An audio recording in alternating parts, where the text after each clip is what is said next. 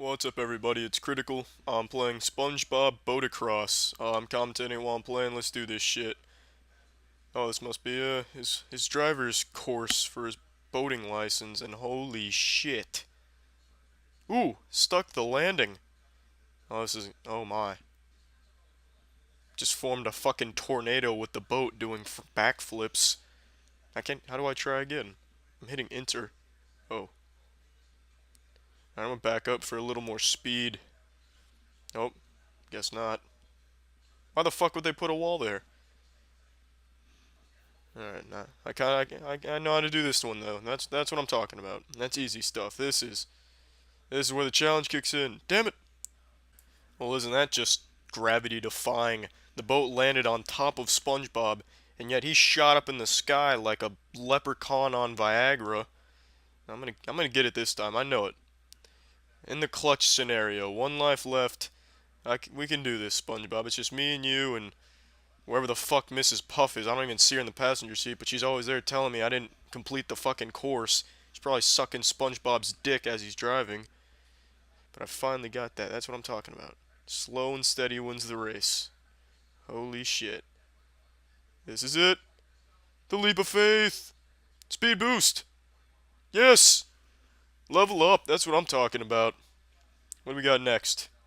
Oh, just 3 little anuses? I can clear those, no problem. Oh shit. That's a recipe for disaster. Yes, I saw that one coming. I got it this time, though. Alright, this is it. We got this. Oh shit, bad start. It's over. Alright, at least we're on level 2. Let's rock and roll. What? What is this? I'm back at the start? What the fuck? Damn it! And I can hear the fucking J.G. Winsworth Cash Now commercial through a damn muted TV. That doesn't help anything. Alright, but this is child's play now. I'm just blowing through this shit.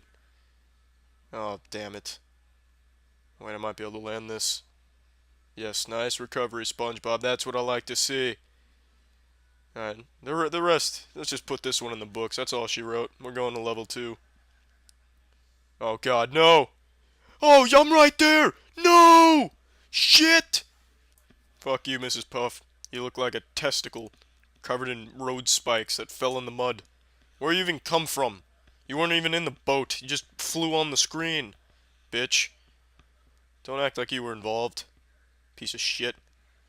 I got it this time, though. I'm just gonna rebound. That's nice air. Let's stick the landing. Oh, that's perfect execution. Let me back up for a little added speed. There we go. Oh my gosh, since when is that a solid object? I fly through it every time. I just flew through it. No, damn it. See, that's what happens when you... Wow. I landed it. Oh shit, no. Damn it. Maybe. Well, can I get it? Nope. Damn. Get off my screen, Puff. Bitch. This is what I think of your fucking test, Mrs. Dick. Double backflip. Triple backflip. Quadruple backflip. Oh, I landed it. How did I land that? You shit your pants, SpongeBob? So did I. Alright, well now... Fuck if I can do that. Should have no problem passing this little part here. Let me just get a little more speed. I can't hit the damn bamboo stick. Alright, this should be enough. Ah, son of a bitch. Oh, I landed it. Oh, damn. No! Alright. Okay. This damn course is bullshit. I mean, no wonder SpongeBob never got his damn boating license. He has to somehow drive through the most ridiculous obstacle course that's ever been concocted. Shit, it'd be easier navigating the asshole of a polar bear. A fucking military jet pilot couldn't fly over this obstacle course you've set up, Mrs. Dick. Damn. I don't even know how I got to level 2 on like my 3rd try. That was an incredible feat. Shit. I'm gonna go ahead and transcribe that in the record books. Fuck. Hold on, can I even get up this damn 90-degree angle wall that they expect me to conquer? I mean, it's been a while since I've been past that area. And I'm going at least 2,000 miles an hour here, so if I don't make it up this time, shit. Well, here's the damn problem. Look, the tires are squares. How the fuck am I supposed to drive something that's on squares? And how did I not get up there that time? And the wheels aren't even connected to the boat. What is this fucking witchcraft? Holy shit. There's a little flag on the front to indicate ass. I don't even know what the fuck that's there for. Oh, I don't even think I'll be able to get up this hill again. It's like Jack and the Beanstalk if fucking the Beanstalk was Mrs. Puff's bitch. Ah, shit. You know what? Let me try something. I'm gonna go to a complete stop. Now let's hit the gas. That worked. Wow. That's impressive. Now this is where the real challenge begins. Oh no. Come on, we can recover from that. Yes, no! Oh, if I can make it on two wheels. Shit! Oh my. I'm gonna try one more time. Alright, here we go. This is it. This is the golden round. Wow, the background doesn't even move. It's just a fence. And then clouds. Alright, there we go. That's what I'm talking about. There we go. This is it. We're getting a level 2. Oh, perfect landing. Oh, what is this? What the fuck was that? SpongeBob, did you kick in the nitros? Are you holding out on me, asshole? You know what? Fuck this. Fuck you, SpongeBob. Well, that's the end of this video. Remember to rate the video, comment the video, and subscribe if you want to see videos similar to this one. See ya. 3 a.m. at the Krusty Krab. Everyone knows 3 a.m. is the most haunted out of all 24 we've seen the YouTube videos. 3 a.m. is when the ghosts and demons come out to spin our fidget spinners and crumple a bag of chips in the middle of the night. Now let's see what terrifying paranormal experiences happen at the Krusty Krab. No, it doesn't smell like money, Eugene. That smells like 3 a.m. to me. Some scary shit. One second you're counting money, next second you're giving your friend a rim job and you're not even gay. Just got possessed by a hungry ass demon. His hand looks true to life, though. I imagine this is what it would look like if a crab actually held a dildo. I didn't even open that door. Oh my god, and it is 3 a.m. I knew it. I fucking had a hunch it was. Oh god, don't tell me it can't be. I thought the Lord condemned him to hell. How is he still here? It's the sash bringing, the lash singing. It's the ass fingering blaster. Yikes. We're in for a rough night, Eugene. Fuckle those seatbelts, because he's coming in hot. I'm not gonna hide. I'm in my own goddamn restaurant. What do you take me for? Some small-dicked micro-virgin? Wow, I really butchered what I wanted to say. Some micro-dicked super-turbo-virgin? Well, saute my scallops. These prices are outrageous. You're losing money not buying them. We're fucking giving them away out here. Alright, so what am I supposed to do again? I'm supposed to, like, pack some shit up? Some Krabby Patty. Oh, is this them? Are these what I'm putting in my Santa Claus's giant sack and delivering to good boys and girls? Luckily, it takes a really long time to pack 3 of these. But then again, with hands like red pliers, I imagine it would be kind of difficult. Real-time Krabby Patty packing. 1 down, 3 to go, baby. Got a lot of momentum on my side. But this kitchen's not the same without you. It's just a greasy chode. Oh damn, they've locked my escape, but if it's master lock, I can just blow on it and it'll open. Ah! Oh man, that'll lube up your shit stain real good. Finally, a horror game that knows how to do horror right. Sometimes it's nice just to relax at 3 a.m. and collect some leaves off your desk for 15 fucking minutes. Jesus. No! Ah! Digging through trash can for quarters is a real man's job. That'll put some hair on your nutsack real fucking fast. Especially when you take your time like I am here, inspecting every last morsel of trash in there. Getting as much filth as possible. Is he coming in here? Yeah, I didn't think so. He's afraid to see the old Eugene penis. What the fuck? This isn't a toilet at all. I fucking cracked the code here. Krusty Krab exposed. That's just 4 cinder blocks stacked like a toilet. I wouldn't tinkle in that bad boy even if you offered to read a bedtime story to my wiener. I'm safe while washing my hands. The Geneva Convention prevents the hash-slinging slasher from attacking during hand washing. Why the fuck is the key in the basement? What kind of store owner am I? How does that make any sense? Hey Eugene, where's the keys? It's next to the wood chipper over there. Hey, are you sure? Oh, no, you're right, sorry. I actually left the keys over by that running chainsaw. Oh no, this is just gonna be a massive maze. Just to do nothing but take a lot of time.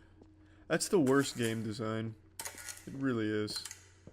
I can't stand this kind of shit.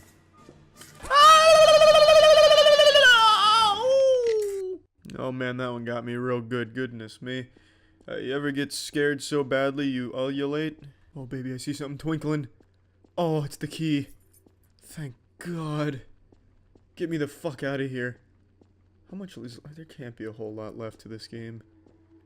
The whole download was like 6 megabytes. I've downloaded songs that were bigger than this game. Another successful night at the Krusty Krab. Well, I definitely thought the game would end when I opened the door, but clearly I've mistaken. Looks like we're about to have a high-speed chase. Get on the good foot, baby, I'm out ski. Please tell me the game's over. I really don't want to play anymore.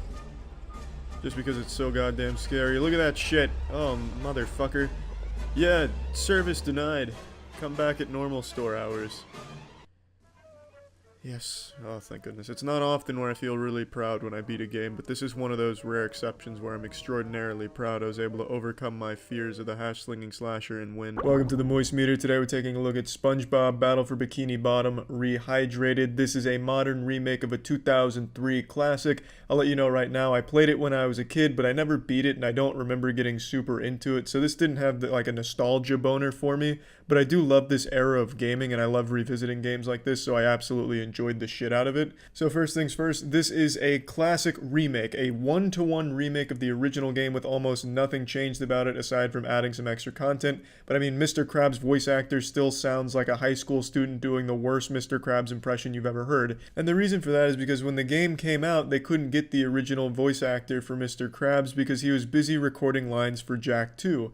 Now, I don't think he's still recording lines for Jack 2 to this day, unless Naughty Dog's got him held prisoner in their offices recording lines endlessly, so they probably could have approached him and just did the lines for Mr. Krabs here to bring the character to life, but they didn't. They let us know that was going to be the case beforehand, so it's not a big deal. The only reason I'm bringing it up is because I'm letting you know every flaw the original game has is pretty much present in this one. There's not a whole lot of quality of life changes or anything like that. It is a genuine remake. It's not like the remakes we've seen recently with like Final Fantasy VII and shit like that, where it's a total reimagining of the world. This is taking an old game and putting a nice coat of paint on it to amp the visuals up and bring the world to life in the modern era.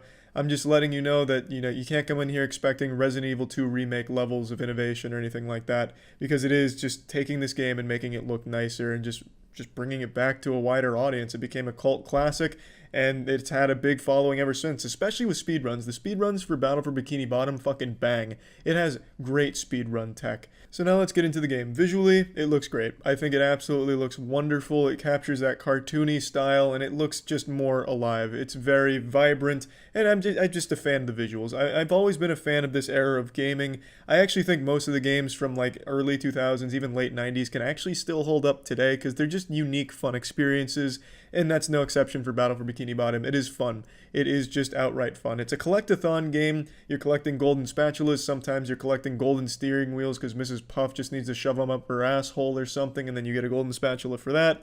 So you're collecting a lot of shit. You're collecting shiny objects, little fucking pieces of barnacle and shit. You're collecting a lot of things, and it never gets tiresome. You explore a ton of very nice levels that you'll recognize from the show, and they all have their own fun traits about them and fun missions. You'll meet characters from the show who always come up with some new problem that they need you to solve. Ahoy, SpongeBob, I done misplaced me nipple clamps. If you can find them here in Jellyfish Fields and bring them back to me, I'll give you a golden spatula. And that's the game for the entire, 8 or 9 hours that it'll take you to blast through the campaign, and it's fun. It doesn't get old. I enjoyed it. I don't think collectathons as a genre are the most fun games ever, like modern collectathons I'm not too big of a fan of, but old collectathons I think had a very unique and fun charm about them that is almost timeless, I'd argue. Something like Banjo-Kazooie. You're not going to be bored playing Banjo-Kazooie, at least I don't. It's just fun. It's just wholesome, good, enjoyable experiences, and the stories are always just simple, fun plot devices. In this game, it's Plankton has unleashed an army of robots, and now you fight robots while solving some problems for your friends and finding some hidden spatulas. It's just good, good old fun times. I don't know why the fuck IGN and GameSpot gave this game some turbo shitty reviews, especially GameSpot at a 2 out of 10 because they said it was too punishing and it didn't innovate enough. Like, what the fuck do you want, GameSpot? This is why gaming journalism is a goddamn joke. Calling a game like Battle for Bikini Bottom too punishing because they couldn't solve a simple puzzle where you stand on a fucking button and then hit something with a bubble. Like, it's pathetic. It's pathetic. And they give it a 2 out of 10 for that shit. IGN was really no better. It is exactly what fans wanted. It is Battle for Bikini Bottom as it was, brought to the modern era with some nice visual upgrades and some extra content thrown in there. It's just a good time. It's not that deep. There's really nothing I can say negative about the game, except for all the invisible walls. There's like a million fucking invisible walls here. They went absolutely wild with walling shit off. Everything you think you can get to, you probably cannot. There's most likely an invisible wall there. I don't know if that's something they've just now added to this rehydrated version, but it's a fucking excessive amount. Like, you could be looking at a golden spatula that's right in front of you, try and jump for it, only to be met with an invisible wall. I mean, it's a crazy amount in this game. And don't get me wrong, while I don't really have a ton of complaints about the game, it's not like a perfect game or anything close to that. It is a product of its time. The controls are a bit clunky, the camera's a bit all over the place, and oftentimes you'll have deaths that aren't really your fault. You just get betrayed by either a glitch that happens where you're going for like a ground pound and then just get stuck mid-animation and then fall to your death through the level. But it's not that big of a deal. The game loads so quick that you're just right back in the action, and there's so many checkpoints that you're not far behind, so you're not really going to get frustrated when some of this like clunky shit from back in the early 2000s claims your soul in this game occasionally. It's something you're probably just going to laugh off. You're not going to be breaking a goddamn controller over your knee like, what the fuck, SpongeBob? What the fuck is this garbage? And then flip over your desk in anger. Because it's not that big of a deal. It doesn't ruin the gameplay experience or anything like that. And it's not that frequent, but it is, again, a product of its time. A lot of the shit here is very clunky. So, plugging SpongeBob Battle for Bikini Bottom into the moist meter, I'm giving this bad boy a nice 80%. It's a lot of fun. I think classic games like this hold up well in the modern age, as long as you're just ready to kick back and just have some wholesome fun playing a video game in like the most true form of a video game. Just collecting some shit, you know, having some laughs at the dialogue, just goofing around and not taking it too seriously. I had a lot of fun with this game, and I think most people probably will, and especially for fans of Battle for Bikini Bottom, it's pretty much exactly what you were asking for, I imagine. I can't really see there being too many complaints about it. Also, they added a multiplayer thing in here, which is just kind of worthless, honestly. I don't even know why they bothered putting that in there. But it is. There's like a little multiplayer mode in here if you're just really craving some more bubble blasting action and shit like that. Or, you know, where he's playing Squidward and shooting musical notes. It's something that you could at least experience once or twice and be like, yep, at least I did that. Now back to the just collecting spatulas, which is more fun. And so it's there. I don't think the multiplayer is going to be some kind of new big esport, but it was worth at least mentioning. That's about it. So yeah. It's no secret I like anime. What are you going to do about it, pussy? Huh? You want to fight about it? What are you going to do? Give me a wedgie in the locker room or some shit? A little wet willy? You can't. I'm a goddamn adult. I can like anime without your permission. There's only two types of people in this world. People that watch anime and liars. And I've seen a lot of goddamn anime in my life, but I tell you, the SpongeBob anime that just came out is probably one of the best I've ever seen. Easily the best of the season. So I just wanted to dive in here and just digest some of this with you. A Narmak animation. So the first arc here, the Bubble Bass arc, one of the favorites from the cartoon, has been adapted into anime thanks to Narmak Animation, and right away you know you're getting quality. Narmak is like the Studio Ghibli of SpongeBob anime adaptations. He only knows how to make bangers. 店長大丈夫ですか来たかスポンジボブカニバーガーがヤバいと聞いて急いで来ました何があったんですか太っちょバスは Now, I find it highly unlikely there's anyone watching right now that hasn't seen the SpongeBob cartoon, though I do imagine a lot of you haven't read the manga. There's massive differences between the cartoon and the anime. It follows more closely in line with the manga, which is a sacred text up there with the Bible. So you're going to notice a couple of differences in terms of how the characters act in this anime compared to the cartoon. So just prepare yourself. の狙いは初めから店ではなく例のレシピだったのだ奴は5つのピクルスのことすら知っていた闇のバーガーに潜む秘密を封じるためにわしが作ったレシピその存在を知る者ですらもうこの世 As you would expect from the Bubble Bass arc, we will be focusing on the Forbidden 5 Pickled Patty. And to the readers of the SpongeBob manga, I'm just going to go ahead and hit you with the cold water right now and force feed you your vegetables, give you the bad news. This is unfortunately not going to have the copious amounts of nudity and full penetrative sex that the SpongeBob manga is known for. This is a YouTube anime adaptation, so Narmak had to unfortunately cut out some beloved arcs from the manga, such as the Sandy spread cheeks and just beautiful content like that. But even though that's not going to be making an appearance in the SpongeBob anime, it's still extremely good.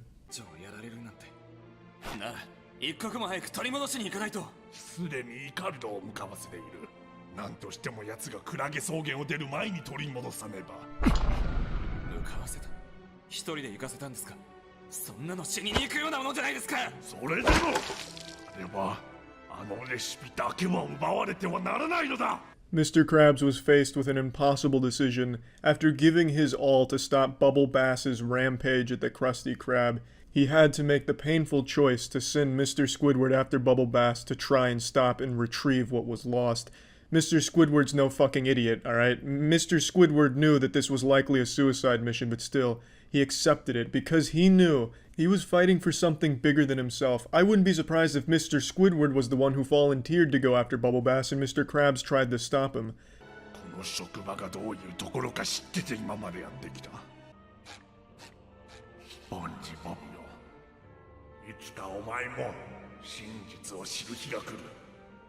あの闇のパティの秘密とお前自身の真実を。そしてわしが全てをかけてでもお前を守ってきた理由を。Unfortunately, SpongeBob doesn't quite grasp what he means to Mr. Krabs. Mr. Krabs has always put SpongeBob's life ahead of his, ahead of even money in certain scenarios.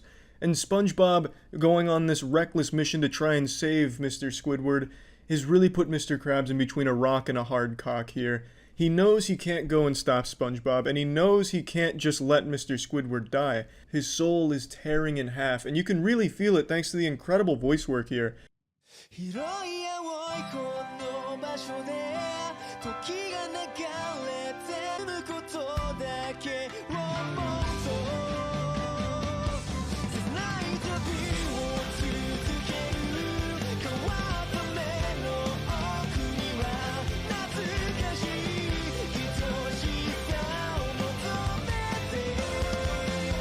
The SpongeBob anime has always had amazing intros with high quality boner jams and a lot going on. Like even just this opening right here tells an incredibly compelling story about friendship and what happens when a friend goes down a different path than you. It is just extremely powerful with an incredible intro, and I just wanted to make note of that. SpongeBob! サンディ、イカルド。最後に見かけたのはあの岩のあたりだと思うけど。戦っているのか。じゃあなんであなたたちはここで見ているだけなんですか。それはイカルドが来るなって言って。あやつは自分の名誉のために戦っている。Unsurprisingly, Squidward asked both Patrick and Sandy not to interfere in his fight. Squidward's always been a character with a very strong sense of morals and his own personal code, which he always abides by. And he's always put the safety of others first in fighting for the greater good. He's not afraid to put a clarinet up his asshole if that's what the situation calls for. He is just a completely selfless character from the manga, which very much differs from his portrayal in the cartoon, unfortunately.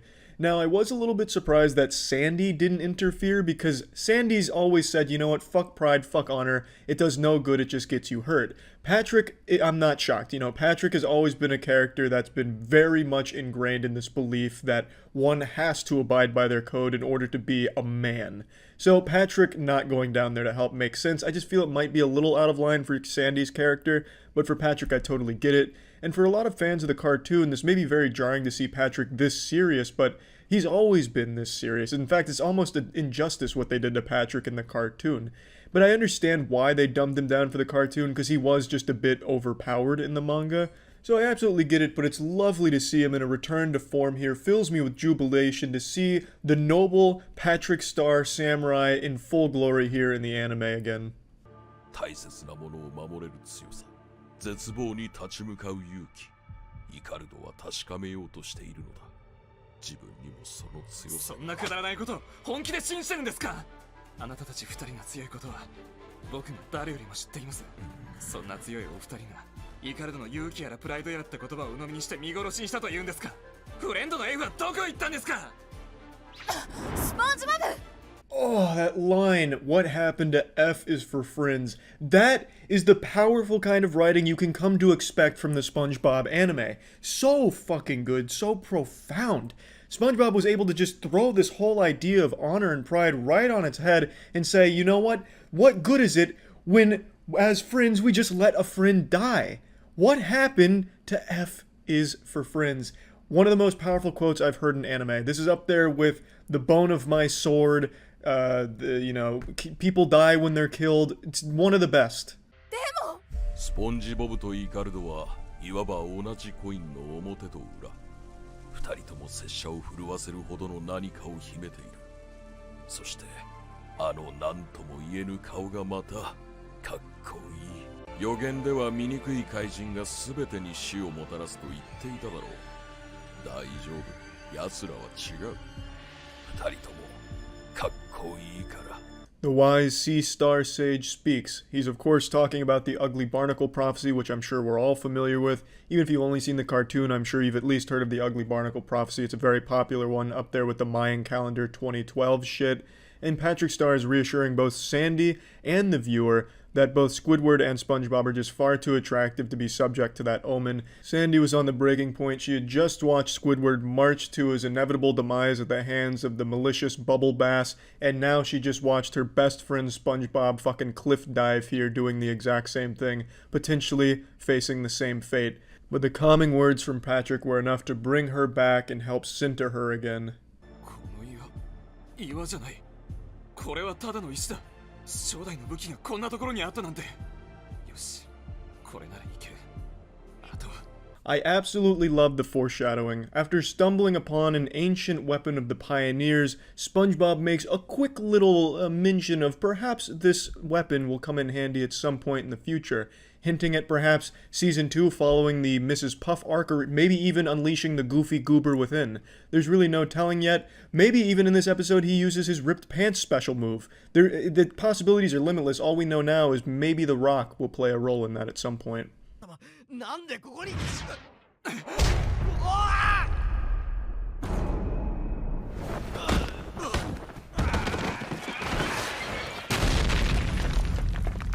カルド。ミカエス。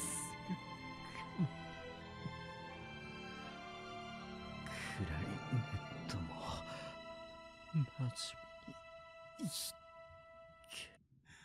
クラリネットだったら怪我が治ったらすぐにでも。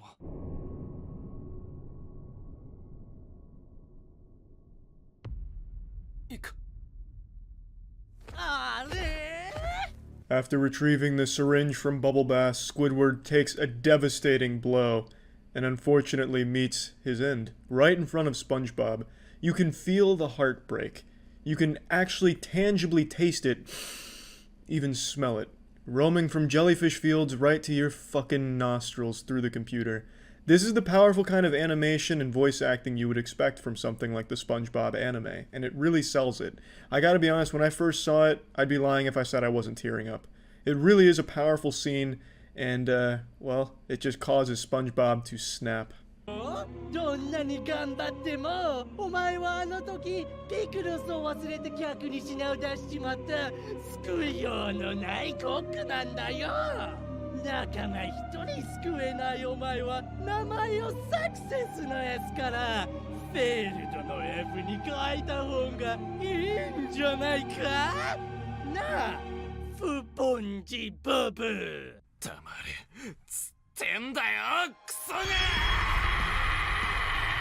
God, it just gets you hype as fuck, makes me want to fucking toss over my own desk and take a piss or something. It's just so extreme. Seeing SpongeBob finally have enough of Bubble Bass's ridicule about how he couldn't make him a Krabby Patty with pickles on it, and how Squidward died because he was too weak. SpongeBob injects himself with the formula that Squidward gave his life to get back, and then he fucking dials in. The formula combining with the curse of the hash-slinging slasher has SpongeBob finally awaken and finally activate his Sharingan, allowing him to achieve a mastery of karate that he never thought possible.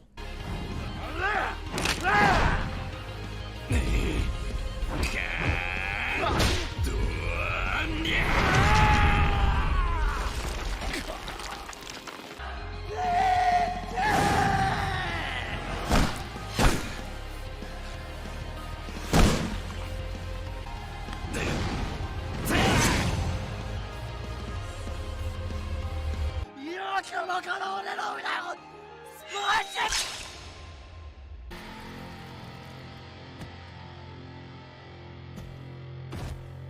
If that's not one of the best fight scenes of the 2020 anime season, then I just don't know what the fuck is. Absolutely stellar.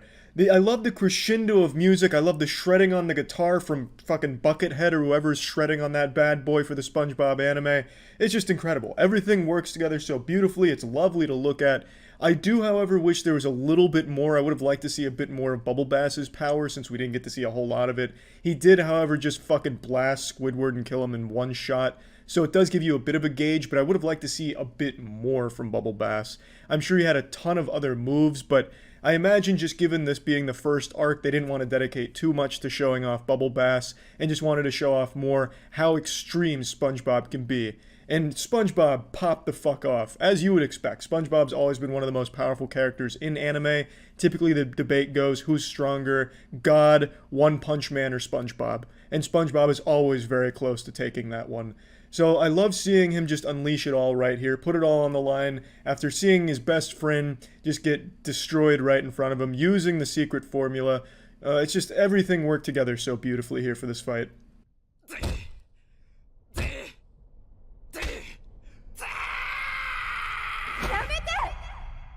イカルドン。俺がなんだって、この不実頭。たく、少し気絶してたからって勝手に殺すんじゃねえよ。こんな無茶するなよ。ずっと離れろと一緒だから。もう絶対どこにも行くなよ。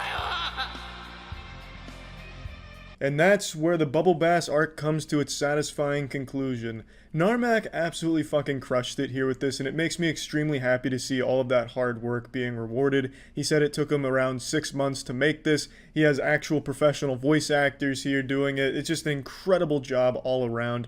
And to see his channel really start to blow up from it, and seeing the incredible support on this video in particular, is extremely nice to see, because hard work like this I absolutely think deserves to be rewarded, and it is fantastic. So really hats off to Narmak and everyone that worked on the project. It's really fucking good, and I loved watching it. And yeah, just keep up the good work. That's about it. So yeah, it's time to deliver the tier list that everyone's been asking for and that the world has really needed. Who are the hottest characters in SpongeBob? Now, I'm no lore expert on SpongeBob, so I'm just going to work under the assumption that every character on the list is over the age of 18, considering the majority of them have jobs in Bikini Bottom. I'm unfamiliar with Bikini Bottom's labor laws, but I'm going to assume that they're going to be 18 plus if they're holding down a job in Bikini Bottom. So, working under that assumption, let's dive right in. I'd like to begin with the core characters in the SpongeBob universe, so let's start with Mr. Krabs. I will be covering Mr. Krabs in the canon SpongeBob SquarePants timeline. I will not be examining the Mr. Krabs in the extended ketamine universe. The Mr. Krabs overdoses on ketamine and dies will be a separate Eugene. We're going to be focusing on Eugene Krabs as he appeared in the SpongeBob universe that aired on Nickelodeon. Now, as I'm sure you're all aware, Eugene loves two things: money and pussy. Eugene Krabs has piped at least once in his life because he has a daughter, so you know he's at least fucked once. Which is probably better than you could say for the majority of people in Bikini Bottom, since it seems a lot of them are virgins. I'm just going by simple observations made throughout the show. Also, Mr. Krabs has a very strong love of panties, as evident in the panty raid where he was huffing some fine drawers. He was going in on some sodden britches. It clearly wasn't Mr. Krabs' first rodeo snorting the fine aroma of some used panties. Mr. Krabs, I would speculate, was absolutely a stud during his heyday, because even in his older age, he's definitely out of his prime, he's still an absolute catch. Also, Mr. Krabs has a fat ol' ass. His wagon means business. He's packing cake. I think this is an easy S tier. Mr. Krabs is absolutely one of the best looking characters in the show, and I think as you watch the show, you realize the kind of effect he has on the people around them. Everyone seems enamored with Mr. Krabs when he walks in the room. He just lights it up with his beauty. Easy S tier. Now let's take a look at SpongeBob. SpongeBob is one of the hardest ones to put on the tier list here, because SpongeBob's been able to prove that he can pretty much change his physique whenever he wants. He has this uncanny ability to work hard as fuck like an anime protagonist to get jacked, as we've seen him do. He's the only fry cook in town that's mastered the art of the Krabby Patty, so you know he's cooking some fine cuisine if you ever happen to be dating SpongeBob. SpongeBob. I really just think he has all the qualities that could make a girl's barnacles dirty when they see him. I definitely think SpongeBob would absolutely be slain if he wanted to, but since he reproduces by budding, I imagine his libido is extremely low. But I definitely think that SpongeBob should be A tier. I think S tier is a little exaggeration because he still does have some childish qualities about him. Like he plays with bubbles. Like I haven't played with bubbles since I was a child. You know, I'm a big fucking strong man. I got hair on my nutsack. SpongeBob, he's playing with bubbles and shit. Like there's definitely some things that I think wouldn't make him stand out as like a very top tier, high level alpha male in Bikini Bottom. But I definitely think he's up there. I think A tier fits comfortably there. And now we move on to Patrick Star. I think Patrick Star is an easier one to put on the tier list here because the show doesn't really make any attempts to portray him as like a Casanova type or anything like that. It usually just makes him seem really fucking dumb. Occasionally moments of genius and brilliance, and we've even seen him get jacked before too, looking like something right out of Baki the Grappler. So he does have the ability to evolve to a new level, but just baseline Patrick Star, I think C tier is where he should sit. And now next up we have Squidward, the master of the clarinet. I think Squidward's got a lot to offer. I think not only is he a real stunning man to look at, and that's not even when he's in his handsome Squidward mode, I just think Squidward makes for a really good lover.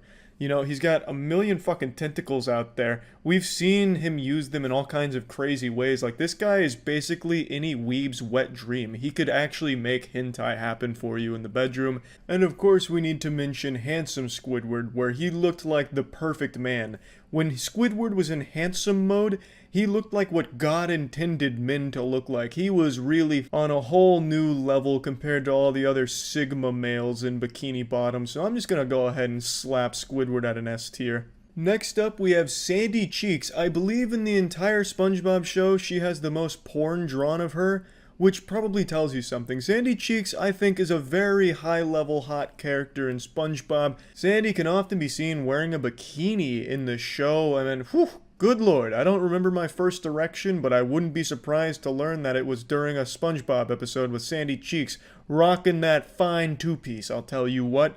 I think this is a no-brainer. Sandy Cheeks has to sit at an S tier. She was like Nickelodeon's first waifu, furry waifu. Next up, we have the hash-slinging slasher. This one's easy. You know, the hash-slinging slasher had a lot of hype, you know? This mysterious man with a spatula for a hand, like, holy fuck. What a mysterious badass. You know he was going to be packing some fat meat, or at least you would think. And then, you know, the lights come on, Nosferatu turns out to be the one flickering it, not him. And then you get a reveal of the actual hash-slinging slasher. And he's a fucking dweeb. Like, he's this nerd. I was surprised Squidward didn't walk over, give him a wedgie, and then make him do his homework for him or something and just spit on him.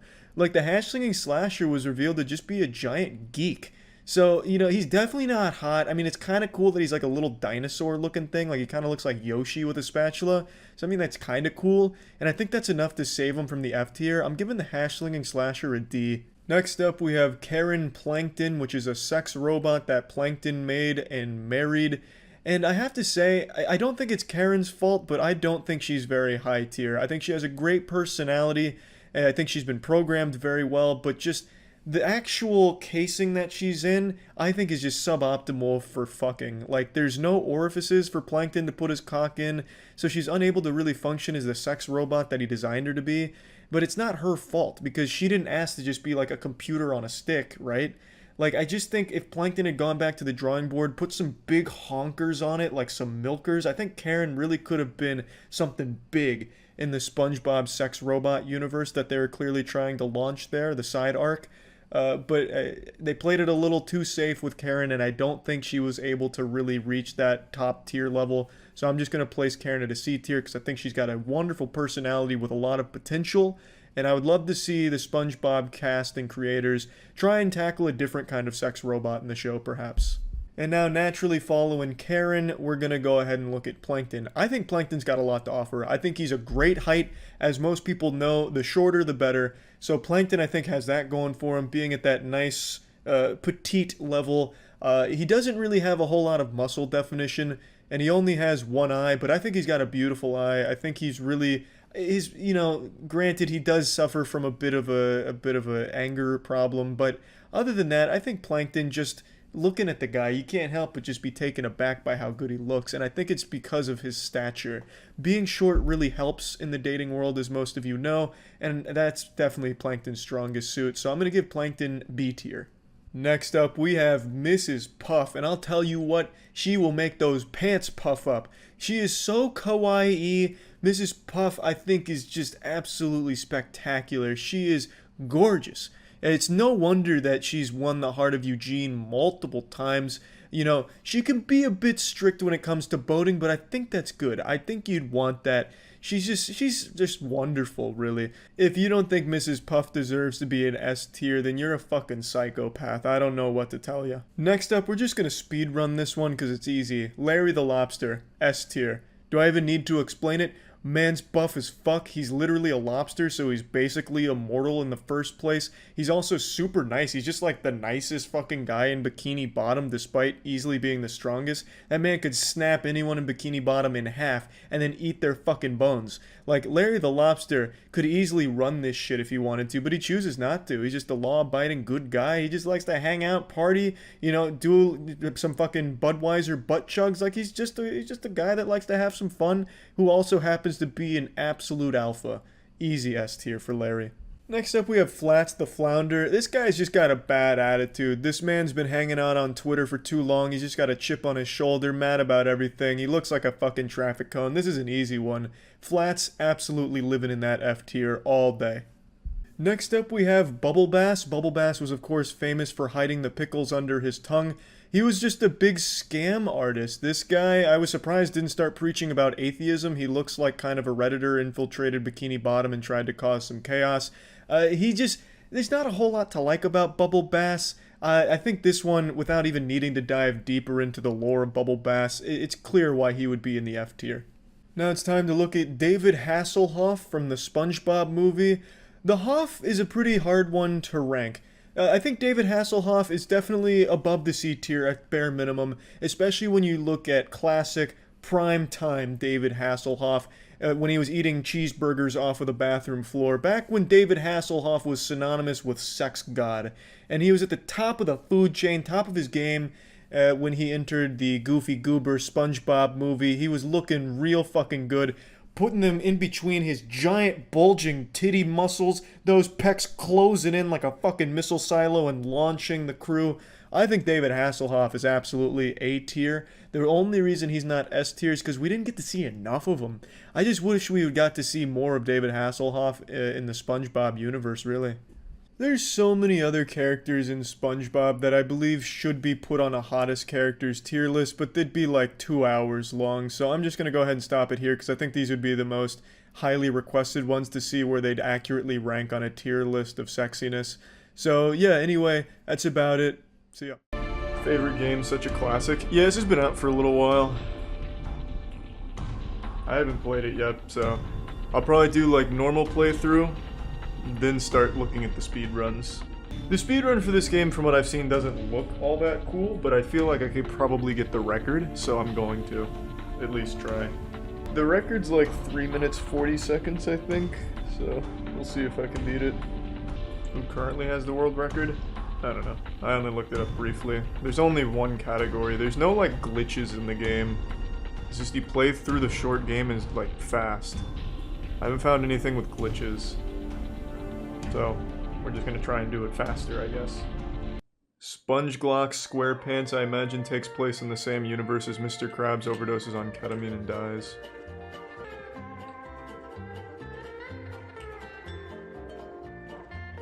Oh, nice. Oh, wow! That's definitely some deviant art right there. I'm not gonna shoot. Alright, I'll shoot Gary. I don't think anything's gonna happen, though. Oh. That's an immediate game over, I guess.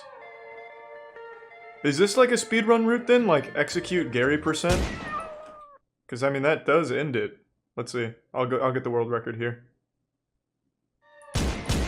Alright, time. Already got a record. I'll just make up routes as I go.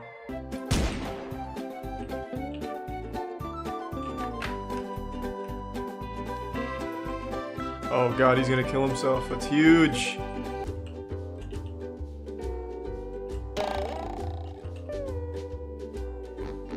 classic. He was always one of my favorite characters in SpongeBob.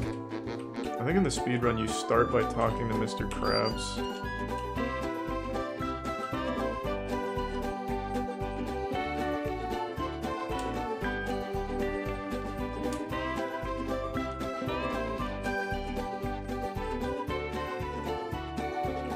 Ah, right, the ketamine. Beautiful.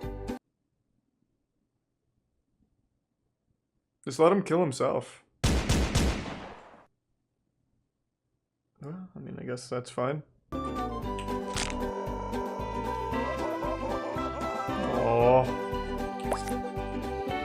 Why the fuck did we kill? Whatever. I feel bad. Rest in peace, Patrick. What am I supposed to... I didn't see the objective.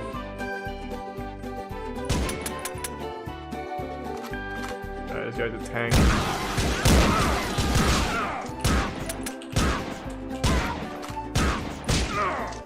Pretty sure in this speedrun you're supposed to kill all of them.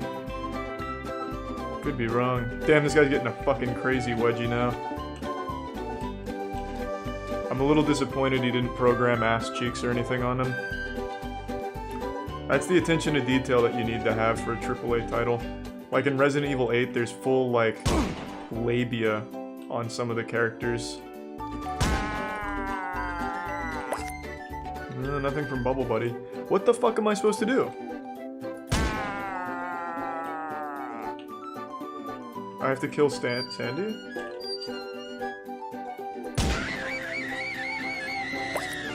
No, I don't think that was right. Yeah, let me just reset. I wasn't paying attention to the objectives. After collecting the drug money from Patrick, I forgot what I was supposed to do next. What? This didn't reset?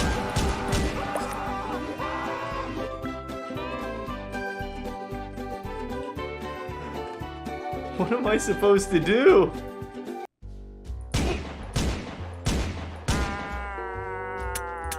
Man, some of them just eat bullets. Okay. Well, now that I've killed Mr. Krabs, what the fuck is gonna happen?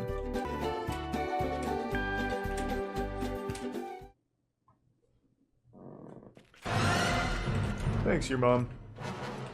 I know how to fight this. I saw this in the speedrun. I remember.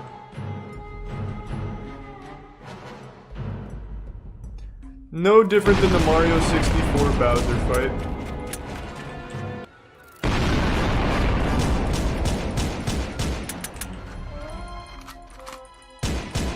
There we go.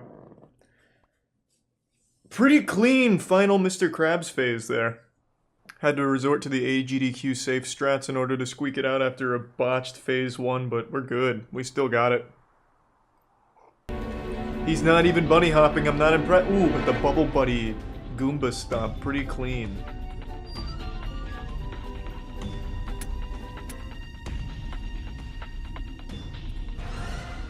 Wait, how did that happen? Oh, I accidentally just kept hitting E like an idiot without thinking. It's alright, it's alright. First run, it's gonna be a bit sloppy.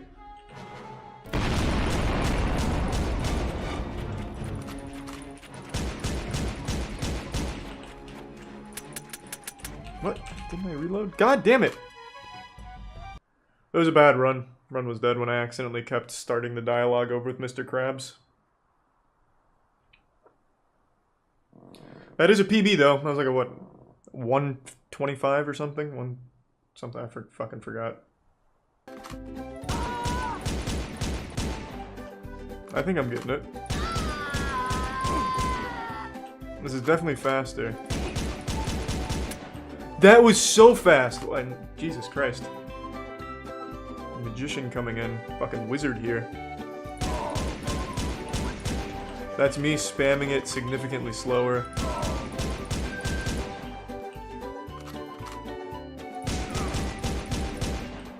Oh, the speed on that one! I still don't really... like, it feels... I'm doing like the same tempo, but I'm getting different results. I feel like a crazy person.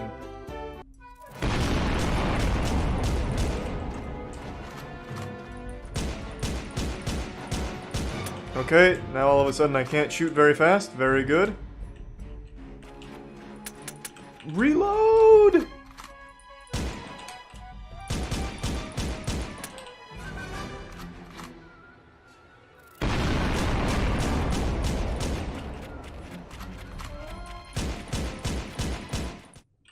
I cannot get this two-phase.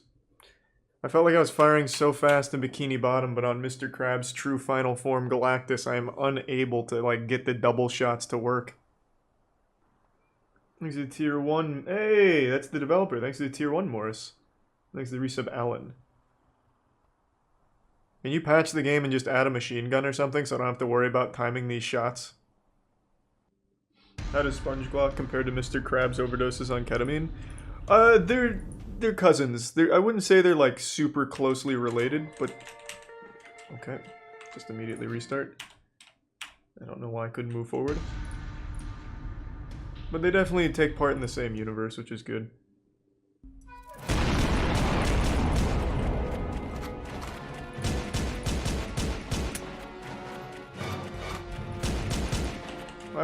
Definitely the best I've done so far on that.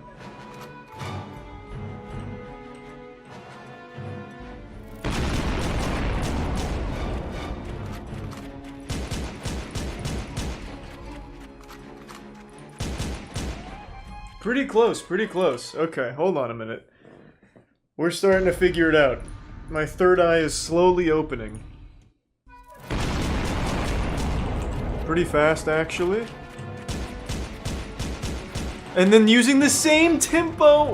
Oh! Oh my god.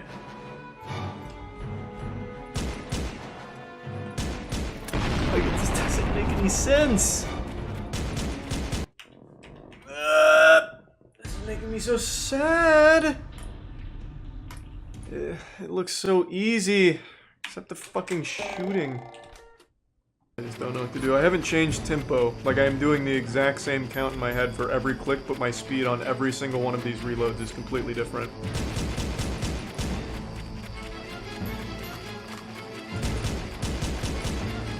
Sometimes there's gaps, sometimes there's not.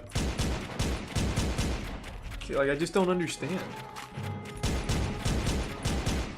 It doesn't make any sense. It's always different. I don't know. I guess you just really understood the timing a lot better than I do. I don't know. I just don't know how to consistently get it. Sometimes I'll get the full auto right, sometimes I won't, but I feel like I'm always using the same clicking pattern when I get it and when I don't. See, like that right there is the exact same pattern I've been using this whole time. I will get a quick world record though. My own special category. I started the timer very early. Oh, it was bad. That never last. Oops. One run it back. Gary murder percent. I started it a little early and ended a little late. I think that was a 1-2. I'm pretty sure I got a 1-2 there. That should be world record.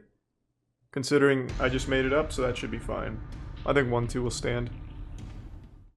I mentioned this last time, and I thought that this would actually be a really fun one for stream. I saw the first part when it came out, and I haven't seen the second part, and I was talking to Shift, and he said the second part is the one that's like his pride and joy, so I thought it'd be fun to just do the whole thing again.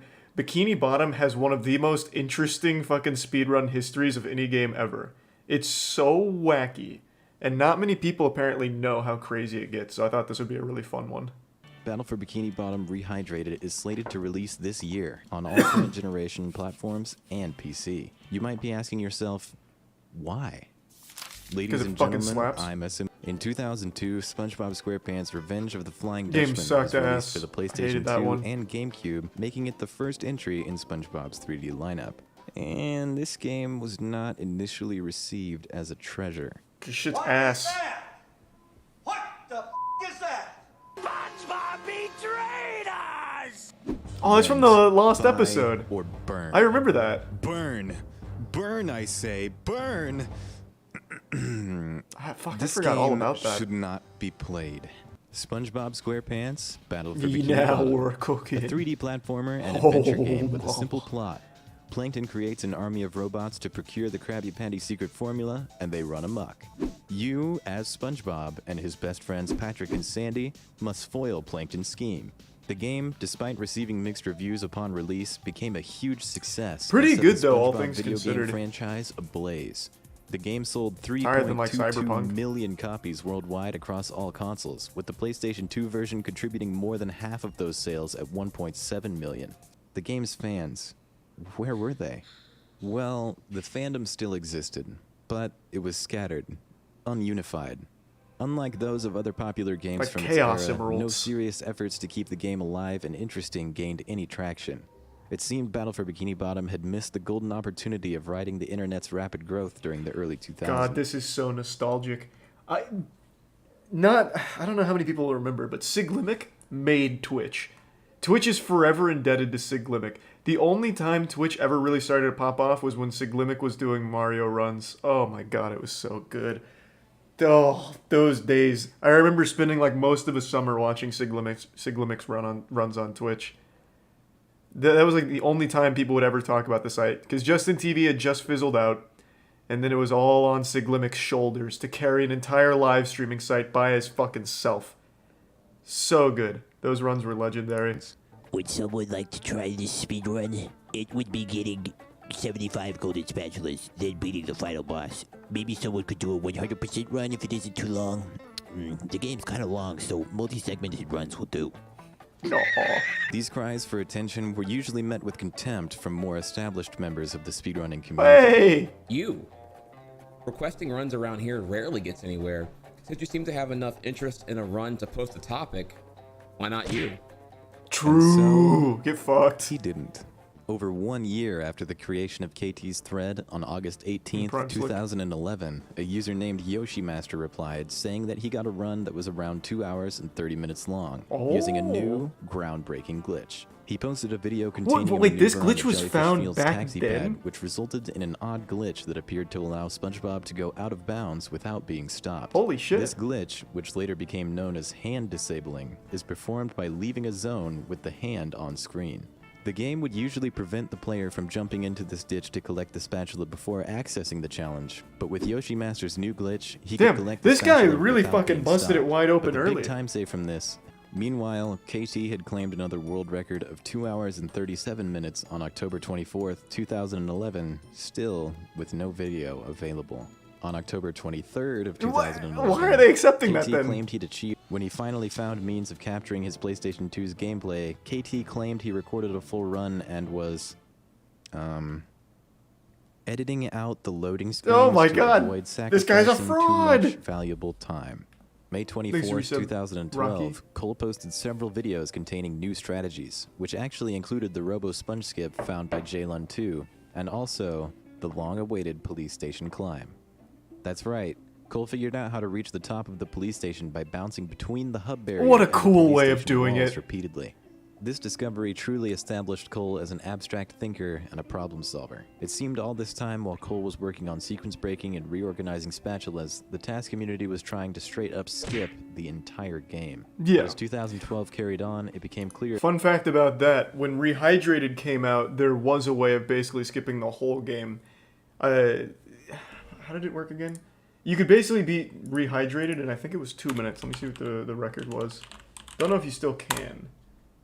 And I think this video predates the Rehydrated release, so it probably won't be addressed here, but I think it was like 2 minutes and you could beat the whole game. It takes you right to the end. Let's see. 1 minute and 11 seconds was the record here. But yeah, you could skip the entire game in Rehydrated. It's not fun, which is why I didn't run it. It's just a menu glitch, if I remember correctly. But you see, like, it's not a really fun speedrun. I love super short ones, but only when they have cool tech. Menu glitches are just never fun as a speedrun. Also, before I forget, because someone recommended I look at this, let me see it real quick. There's a Nosferatu speedrun that he wants me to try, because it's 41 seconds. Let me see if that has any cool tech.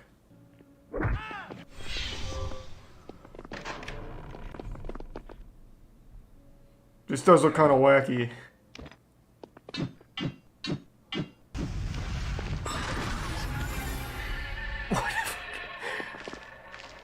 He's just throwing sand on him? What is that? As the evil Malachi falls defeated, you... Okay, I'll learn the speedrun. You're right, that does look kind of fun. That did look kind of fun. 9 days later, Hazel completed a race in 1:45.29, another new world record. And 4 days after that, Cole took the world record back again with a 1:42.52, Not beating her in the race bad. by 2 minutes. This And would it's mark only the been beginning 3 of a years friendly since rivalry starting it. between the two while collaborating on their Kinda passion fucking popping project. off. Cole uploaded an astonishing time of 1:27.31 to his YouTube channel. Jesus He had Christ, achieved the Cole's first the chosen one, 1:30 the and prodigy. left Hazel's personal best The actual in fucking goofy dust. goober. At this point, Cole had solidified himself as the fastest Battle for Bikini Bottom speedrunner. Big damage boost? What the fuck is this? Big out of bounds? Sponge drowning? Nice. I think the current world record isn't too much lower than an hour 27. So this guy was really ahead.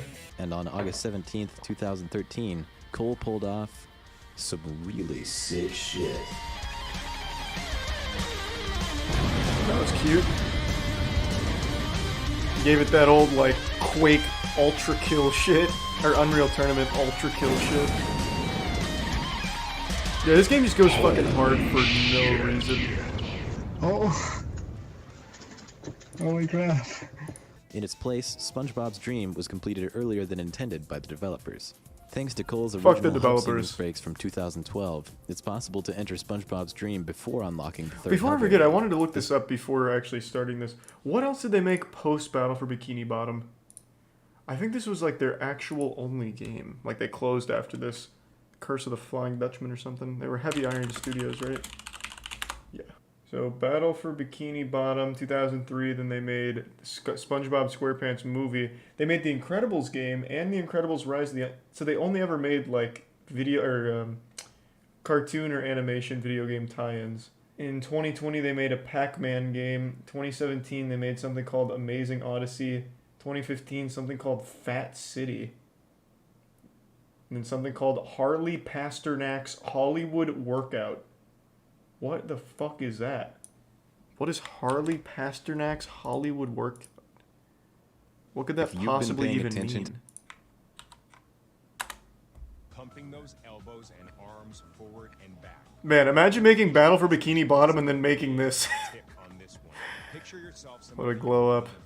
Oh wait, what is this? They co-developed with Crash Bandicoot, Marvel's Avengers, and Black Ops Cold War. So they develop stinkers, but co-develop AAA games. Fuck, what was it? I think it was Jimmy Neutron. Oh, I have to look up Jimmy Neutron games now. There was this Jimmy Neutron PC game that a long time ago I was like deep into the speedrun community for, just waiting for when they finally fully optimized it. Because it has such a cool speedrun route, but it's still kind of long for me. It was like 40-minute world record, but I knew it could go lower. But I haven't checked in on it in a while. Here it is. Jimmy Neutron versus Jimmy Negatron. It had such a cool speedrun route. Let's see. They've got it down to 11 minutes? Okay. Holy shit. Wow. They popped off. Oh my god. Yeah, like I said, this was one that I followed a long time ago. And at the time I was like, damn, whatever it was, like 40 minutes, it's a little long for me, but it's kind of cool. Like the glitches were cool. And I knew it could go lower, and I was right, all the way down to 11 minutes. I adored this game as a kid, holy fuck. I never played it. I just saw the speedruns for it and thought it was like goofy and cool. But yeah, it looks like you can skip that whole thing. Cruise boosting! Fuck yeah! Slow? Fuck that! Cruise boost that bitch! Oh yeah! This does seem to be a game changer. Jesus Christ. Mission control, this shit is sick! Jump you can't make? Fuck that! The world is your oyster with cruise boosting! Fuck, dirty barnacles, it's going in! Yeah, I'd say. Doing this caused the cruise bubble to interrupt the bubble bowl, setting its speed boost to go on indefinitely. This speed boost is what we'll refer to as a cruise boost. This interruption causes SpongeBob's increased speed from bowling to be added as a constant to his total speed, causing a new force to push him regardless of whether a player is inputting a movement. It doesn't With this seem active, that fast. SpongeBob can run with his walking speed plus however fast the interrupted bowling shot was. This discovery sends the old school BFBB Skype group into frenzy. Now, Yeah, I mean, it's as long clearly as a the huge bubble difference, bowl but it and the cruise doesn't bubble are seem both that unlocked, big. SpongeBob can potentially cross more gaps, traverse levels slightly faster, and even moonwalk. That cruise boost is kind of yucky. Cole's really been in it for the long haul, an OG. Ladies and gentlemen, I'm SM Loader. See you all in the next phase. God, it's so good. Subscribe. Battle for and Bikini ring the Bottom bell to speedruns know are when just part so 2 is fucking available to wild. watch. And we're not even to the modern day. Please, can we watch it? Yeah, we'll watch part 2. When I was talking to Shift about it, he said part 2 is his pride and joy, so I definitely want to watch part 2. And like I said, I had seen this when it had first uploaded a long time ago. Obviously didn't remember a ton of it. But I don't think I ever saw part 2. So that will be entirely new for me.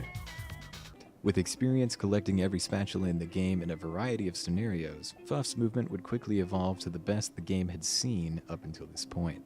Fuff would soon achieve the first 108 in Battle for Must say it's really impressive that he was able to figure out all this just by watching runs. True. Though Fuff's world record still used the Though runs set I also forward by did that Cole and the with forum House of community, Caravan, just there were saying. still some small There's no optimizations tutorials, just I that stood watched out. it and Fuff's runs showcased learned it, early just attempts to saying. manipulate Cool. Robo Sandy's I did the clothesline same. move by luring her to the edge of the stage, Granted, which would cause it to the game was only initiate 30 earlier seconds than long. normal. And in the Robo, the new world record holder was making an effort to polish the game he'd inherited, allowing for more consistent paces and faster improvement. Fuff again improved his world record to a 108.24. We're on approaching March that 28th. 1 hour barrier. By now, his stream community was far more established and supported his efforts to optimize the game. Some members of the older community even returned to watch Fuff's improvement, and they were eager to ignite the chat whenever he entered the final boss on world record pace. It was reminiscent of the good old days. Fuff's stream was to be fair, it's slowly only been a igniting year. Battle for Bikini Like, Bottom it's not like fans it was past and ancient. present, yet still, many could not get over the hurdle of learning to speedrun. That question. His primary motivation behind achieving this goal was allowing himself to create the tutorial video for Kona and the rest of the small community beginning to form around his channel. And at this point, Shift probably wasn't even aware of what times Fuff was achieving. It seemed he was oblivious to anything outside of his own community, and the same could be said for What the a other small grind. communities on their own islands as well. That is, Speedrunning until an without elder even member knowing of what the world mainland record is? invited both Shift and Fuff. Yet another Nice. new world record holder in the same year. The game's competition had been revived, You need to yet give some both runners schnoz. knew there was still lots of room for improvement. Fuff would demonstrate this 4 days later in response to Shift's first world record. Man, this is malicious. There's no With both mercy. runners so close to the next minute mark, Piling corpses in race the to streets. 106 was on. Shift and Fuff's competition would mirror that of Cole's and Hazel's from years ago, even to the extent of representing their respective countries. With USA and Canada chants flooding Twitch chat, the second renaissance was in full force. On June 11th, Thanks for the resub, Connor. 2016, viewers checked into Fuff's stream to find him on insane pace, nearly 50 minutes into the run. He was already on the he perfect line chokes, for though. 106, over half He a can't minute do it. ahead He of can't do it. 107.03. He's But not this built for run it. could even skip straight to the 105 if the stars aligned.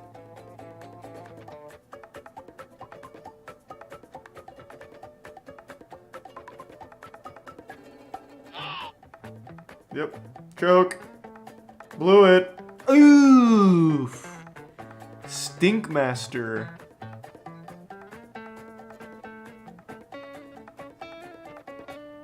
Fuff was unable to clutch a 105, but did close out the first 106, and this run set the stakes way higher. Yeah, what'd I tell you? Yo!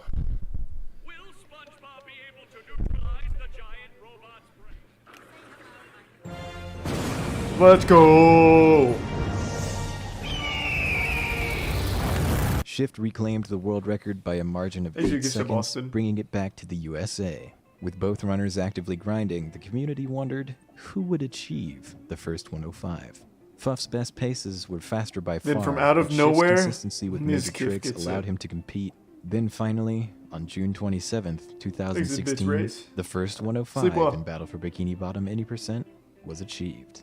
At last, Shift achieved a minute break of his own, and split really, really early. But it had been done. The run was retimed to 105.52, and now it was Fuff's turn to answer back. Wait, no, stop it, stop, no! No! Fucking stop! Where can I even cruise boost? What am I gonna do? Oh my god, are you fucking kidding me? Some admired Shift's display of passion, while others just couldn't hang. Members of the community questioned how Shift's behavior would impact the image of their community, while others became hooked on his intense personality. But Shift claimed that venting allowed him to cool down It's fucking after tragic SpongeBob. time lost to avoid tilting. And We his need him to be more personal professional. bests seemed to back this Our up. PR This one's a department. good showcase, though. Runners grew more passionate as well. You didn't do Sandy's dream. As summer progressed, the shared endeavor to revive Battle for Bikini Bottom formed a small friend group, which seemed to be a first in the game's history. In the old era, the runners were merely just friendly Wait, acquaintances. is this real? Is this a real story from you? I used to try to speedrun this. I spent over 200 hours and ended up not being able to beat my score from playing the game normally. Fucking rip 200 hours, man. Jesus Christ. What? How? Bro, 200 hours is actually an absurd amount of time to dedicate to one thing. Like that's a lot. 200 hours is enough to actually get close to 99ing something like rune crafting in RuneScape. That's a fucking ton. You couldn't beat like the normal score? Jesus! I expect more of you. Come on. No! Yeah, who did this voice? It is spot on. Jolly Swagger, Cole's young ward. Trained from birth by the wise sage. He's genetically engineered to put up with everyone else's bullshit. Jesus Christ! Fuff, no! Fuff! And Fuff, the 118th, makes the sponge run smooth like maple syrup or some other Canadian thing. Here one day, gone the next. The international circle jerk of super acquaintances. And Roston. And although Cole lurked Whoever in the did that shadows, voiceover and eventually fucking debuted crushed the Mermaid it. Man profile picture, Shift eventually got a run that finished with a 104.21, a world record, yet the exact date is unknown and the VOD no longer exists. But when Why? Shift finally got another run past the Nut Glide, he'd be sure to preserve that one. Oh! Holy shit! Holy fucking shit! It's over, boys. It's finally over. Holy shit. Faster than 106, 105, and 104 left. That is groundbreaking 103 tech, was the now big nut. here. The community paraded about how the game had finally reached its limits. But deep down, they knew there was still a lot more work to be done out there. 2 days later, Shift broke the There was no 80% world webcam, but I record imagine again Shift with was a also 103.36, doing this with his hands. This time using the... At this point, the already existing community surrounding BFBB and Shift's stream was becoming more and more passionate about the run beyond simply indulging in nostalgia. Other members of the general speedrunning community noticed Shift's he's daily pulling attempts away. to lower the world record throughout the summer of Oh, but Jared? 2016, and he began to build a Krakatoa? significant following solely through speedrunning BFBB. He kept the game as one of his side focuses while preparing for his showcase of Ed and Hey! his advance in the mainstream Just talking speedrunning about marathon, that. Summer Games Done Quick. During this showcase, he'd put on an outstanding display for over 100,000 viewers to see, and gained quite a following from it. After GDQ, Kona decided to make Battle for Bikini Bottom his main focus. You know what's never been at AGDQ Yeah, man, I want a or any of them? jelly House of once and Caravan. for all. Mr. Krabs overdoses on ketamine and dies. Well, until he like Any game until I've he ever returns, speedran. but still, I want to bop him. They're not ready for that. And They then can he'll handle probably that. bop me right. But these tiny optimizations were going to become far more important if 101 was ever going to happen. The game's available time saves were far smaller at this point with the community's current understanding of the game mechanics. Some routing changes This were only made docu-series just to slash whatever save is quite menu awesome. Scrolls. Well, it is, and the best part is it comes from the actual like madman himself, Shift. So it's an entire, well, not just him, of course, it was the whole community effort, but it's really always cool to see like the #1 player in the game be the one reporting on things as they happened and how things progressed. I always think that's the best part, because you get like the top player perspective. Would need to dig deep to push the current route further. He disappeared for a few days and returned with new motivation to push the time past. He's jerking himself off. Minute well, who better to report on the history of the game than the person who's best at it? For example, let's say, hypothetically, House of Caravan was getting a speedrun documentary going to Netflix. I would, of course, have to be the one to talk about it, because I was the best. Right? You'd want that perspective. Who's more knowledgeable than the person that's the best at it?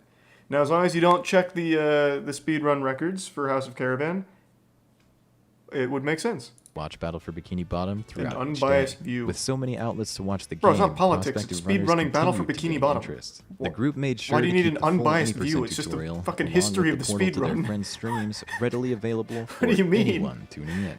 Don't get globaled yet, because we're going again. It was clear by now that Shift was improving at managing stress in front of live audiences, and with Why? that, Get heated. his attempts became fun. astronomically better. I should have heard that a same desk day, flip over. Shift tied the summer's resurgence of Battle for Bikini Bottom, the resilience of the community, and his own self-growth into one speedrun. Oh, he's going turbo mode! Ah, he's dialed in!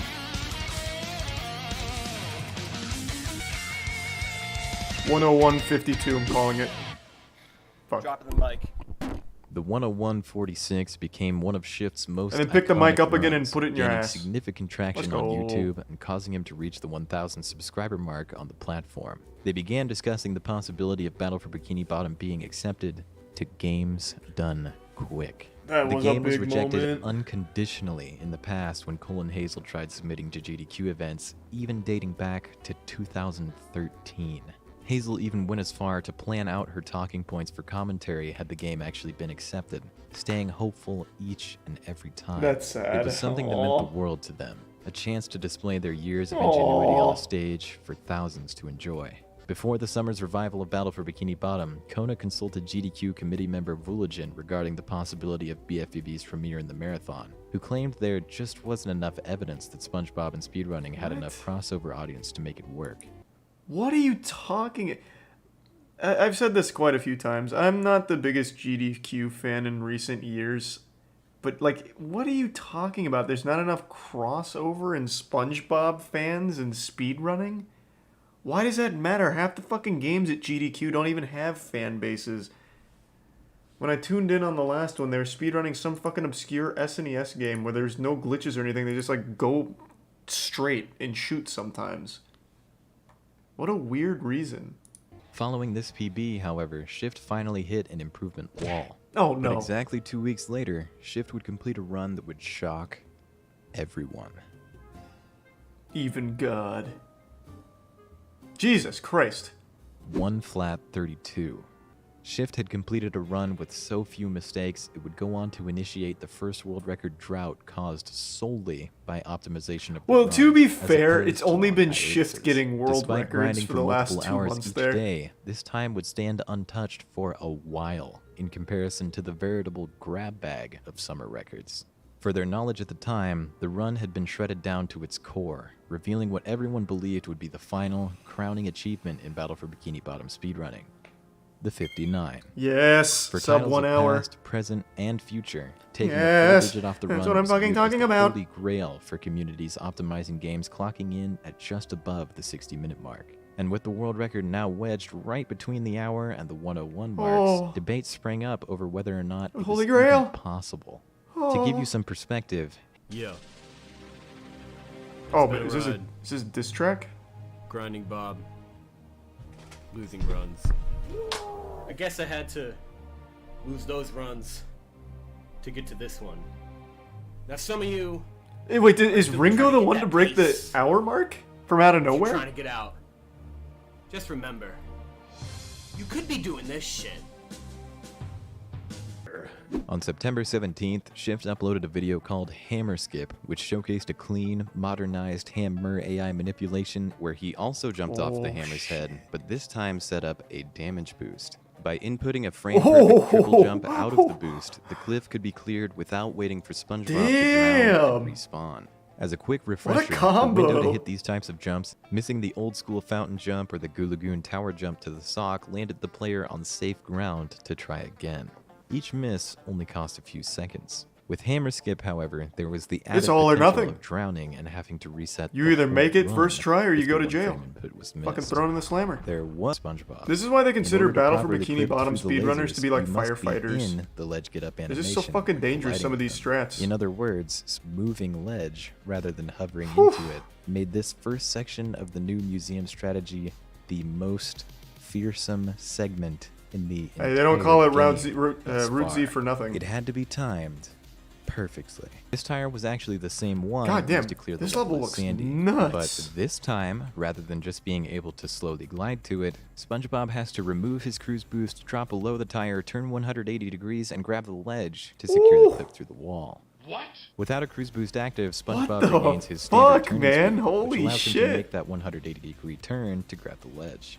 Because the strategy made the same tire cycle that Sandy It probably only took, saves, I the think, like only 8 time seconds, saved right? Came from not having to switch to Sandy at the bus stop outside of the museum. The full strategy was quickly named SpongeBob Museum and saved merely 5 seconds. Not even 8. 80% run for Not all of that even extra 8. effort. During this time, when Battle for Bikini Bottom's world record had finally Anything found for that stability, sub-hour, the inner though, circle of goddamn friends it. began organizing community Gamers events. deserve Though it. Kona had announced his retirement, and these streams were quite successful, often peaking at over 300 viewers and creating many memorable moments. He's ahead by so much. If he goes for it, he's insane. He's actually crazy if he goes for it. He's a clinical madman. Lock him up. A psychopath. And of course, it introduced Shift's viewers to some of the other community members that they weren't aware of, while giving newer members a chance to get involved. I gotta rip some ass. Battle for Bikini Bottom's close-knit group of friends was evolving into an expansive community. Thanks, Resub Gunslayer. Make your own GDQ. With a community of runners grinding for improvement. Okay. Before people misunderstand, I think GDQ as like a concept, I really like what GDQ does. I think they do great work. But over the years, I think the way they go about their GDQ, especially with the selection process as well as who's allowed to even run in the first place, I think is unnecessarily strict and takes a lot of like the organic fun out of the event that it used to have. So I don't want anyone to think like I hate GDQ and I hate what they do, because I really do like GDQ and everything about it conceptually, as well as the runners that always do great work and the actual organization of the event. But they make it such a corporate process on trying to be like squeaky clean, super family friendly. Anything that's maybe in a gray area of PG-13's usually pretty bad. They outright will ban runners for things that I think are rather trivial. So I just, on the whole, don't really appreciate the very corporatized direction that it's taken over the years. That's all I'm saying. So I don't want anyone to like misconstrue where I stand on GDQ. Battle for Bikini Bottom Let's 80% go! was accepted to HDQ 2017. This would be the first time BFBB, or any SpongeBob game for that matter, would be played at a Games Done Quick event. One step closer to the dream, Shift would now select the commentary couch for the upcoming show. Oh, it's gotta be Hazel, it's gotta be Cole. One of their old favorites had not been left behind. At this point, Cole and Hazel had emerged from the shadows after hearing that their passion project had been accepted to the marathon. So Shift's absolute priority was to have them both by his side while showing the world how far their game had come. But unfortunately, due to travel complications, Hazel was unable to attend the event. What the fuck? Therefore, through hosting race marathons on Shift's channel, the community was able to raise just enough money to crowdfund Cole's trip to Awesome Games Done Quick. Oh, that's so sweet. That's another thing. Why doesn't AGDQ just pay for the runners to attend? They make so much money. They could absolutely cover travel. G59 was Shift, come on down. You're now a partnered streamer. How does it feel, buddy? This is a once-in-a-lifetime opportunity. Shift became partnered on Twitch through streaming speedruns, strat hunting, and community events of It's all going right, exclusively baby. Battle for Bikini Bottom. To this new, passionate crowd, this Thanks, you good was sub potato. how the game was meant to be played. Battle for Bikini Bottom had It's the only transcended way to the play it. constraints of nostalgic reminiscence. If you're not It had cruise been boosting, reborn, turn the fucking redefined game by the off. gameplay and 59 was no longer a matter of being barely achieved with a near-perfect run, as assumed months prior. It was now looking extremely doable, and Shift's greatest adversary was himself. Well, that and the floating wheel in the sky. That's what I'm saying, that fucking nut glide is tough. We've seen so many runs die there.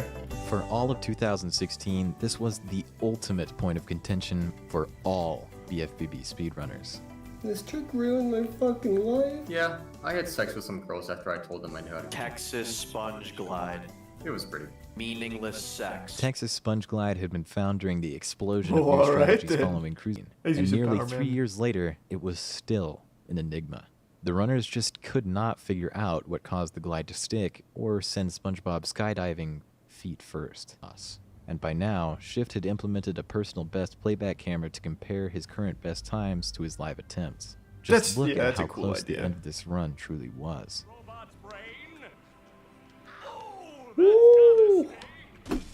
Shift PB'd by 1 second, 59 barely out of reach once again. At this point, Shift was getting some paces with potential to improve his time by over half a minute. Battle for Bikini Bottom's 2016 began with hopeful retirees He needs a waiting real for a challenger. miracle, and finished with an expansive, serious lively community gamer. having experienced several. More than 9 minutes of world record Oh, actually, improvement, Red Moss a is set right there. showcase in games done quick. After losing countless 59s to this late game monstrosity, it appeared to have finally been solved. We finally got the Not to raid boss mention, down. Another arcane, field-based gatekeeper from the Cole era had been slain. Without this major roadblock or fears of losing runs in Texas past the 50-minute mark, Shift was now fully confident in his ability to beat the game in under 1 hour. Oh, he has a free 1 hour now. 2 days later, Sub-hour? Shift started his usual stream, completely Like silent. sub 10 minutes. But Shift had apparently lost his voice from illness and told everyone not to expect the run to define an era on this day. And surely enough, he was right. They'd get both of them. Uh-oh. Maybe tier 1 God Cactus. He's going full Route Z. Nothing's being held back. It's raw! Easy rock skip too? We might be looking at a 57. Free Texas glide. And wins the 50-50. Oh! You wanna see me do it again? What a fucking machine. This time is gonna sit for He sounds dead. Well, how would you sound after you just saved Bikini Bottom? On January 4th, 2017, the Battle for Bikini Bottom community slept soundly, knowing their game had finally been beaten in under 1 hour.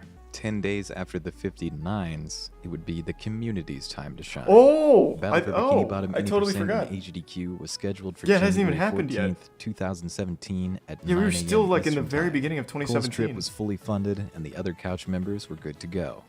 With the hour-long run now scheduled for 8 a.m., the community feared that many waking up to see the Optimal run time. at 9 a.m. would miss the whole thing. Jesus Christ. No matter The the outcome, gang. this would be historic. Cole and Shift, the faces Look at of the game short-haired during their Shift. respective eras, alongside two runners who had Bro, look at that volume. That hair, man. So much fucking volume. It's like an extra 6 inches off his head. Fucking jealous, man. That's crazy. Yeah, maybe it's not even hair. Maybe his brain's just that big. And it's just like hidden in here in this dense forest. And they've really pushed this game, so look forward to that coming up in just a moment. A lot of enthusiasm there. I like it. That was good. Yeah. God, I hope he world records at GDQ. You guys are going to be entertained, trust me. He's going for Route Z. At first try. There we go. That was really good. And everyone has their own little setup. And we got a first try. The full-blown Route Z at We have to go through GDQ. This whole process of waiting for him to slam. Thanks, guys. And we're coming up. And time. Hey, a 102 at the big stage. 90,000 Okay. watched live as Shift disabled the hand on the jellyfish taxi pad. And by the time Shift hit the final fuse, that number had doubled. 180,000 watched live as Shift performed the game's most iconic tricks, even nailing Hammer Skip and SpongeBob Museum for all to see. Cole was the original runner of this game. Gave us the baseline for what this game is today. We probably How wouldn't even, none of us would be cute. here without him right now. So I'd like to give a shout out, personal shout out to Cole right here on the couch, getting SpongeBob and a GDQ. Who would have How thought, Jesus, game's how really taking everybody incredibly by surprise. wholesome. You guys too for supporting. The run Hey, was thanks such to an Tier 1 overwhelming Jared. success that Fuck Shift yeah, was man. offered a person. Battle for Bikini Bottom had become a sensation. I imagine it was The their most showcase viewed run single even caught game the during attention that of Jason GDQ. Horner. See you all So good. in the new era. So fucking good. Subscribe and ring that bell to know when parts 3 and 4 are available to watch. God, it's so fucking good. Oh yeah, Shift also has like really long hair now. But yeah, I found Shift's, I don't remember when. There was a clip that I saw of him where he was talking about how much he dedicated to this one game.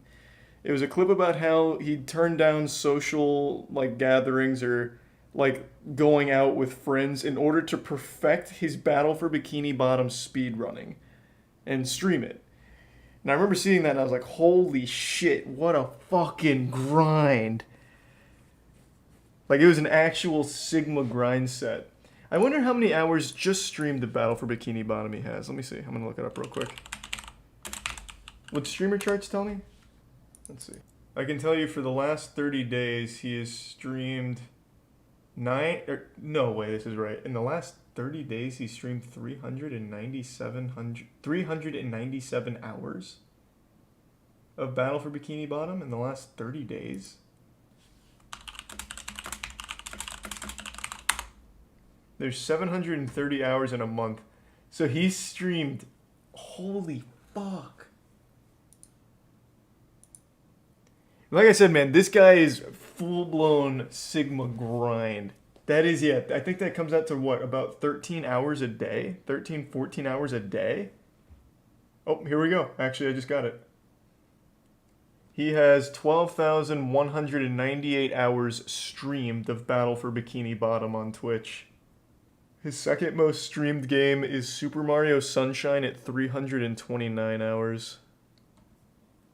So yeah, about 12.2k hours of Battle for Bikini Bottom, and that's only streamed. And I imagine most of his running, at least early, and probably with like routing, I always get that mixed up, is probably pushing it towards that 16,000 hour ballpark, I would say. Bro's dedicated his whole life to SpongeBob. Yeah, and that's, like I said in the clip, that's what he was saying. Like, he really committed to it, truly believing in the future of it. And he was right. He has a full career out of it now. So the gamble paid off. He's able to live off of the success of his talent in Battle for Bikini Bottom. Well, not only that, also his personality. People just also like him, so that definitely helps. I hope you've got some Pepto-Bismol nearby, because I'm about to blow your ass out with wackiness. Good golly, do I have something goofy for you today. This is like a full circle season finale of controversy, and I can't even believe what I'm about to talk about. It all goes back 2 years ago, when I made this video called I'm Mad. This video was the patient zero to an epidemic that led to multiple channels getting strikes for a very innocent video.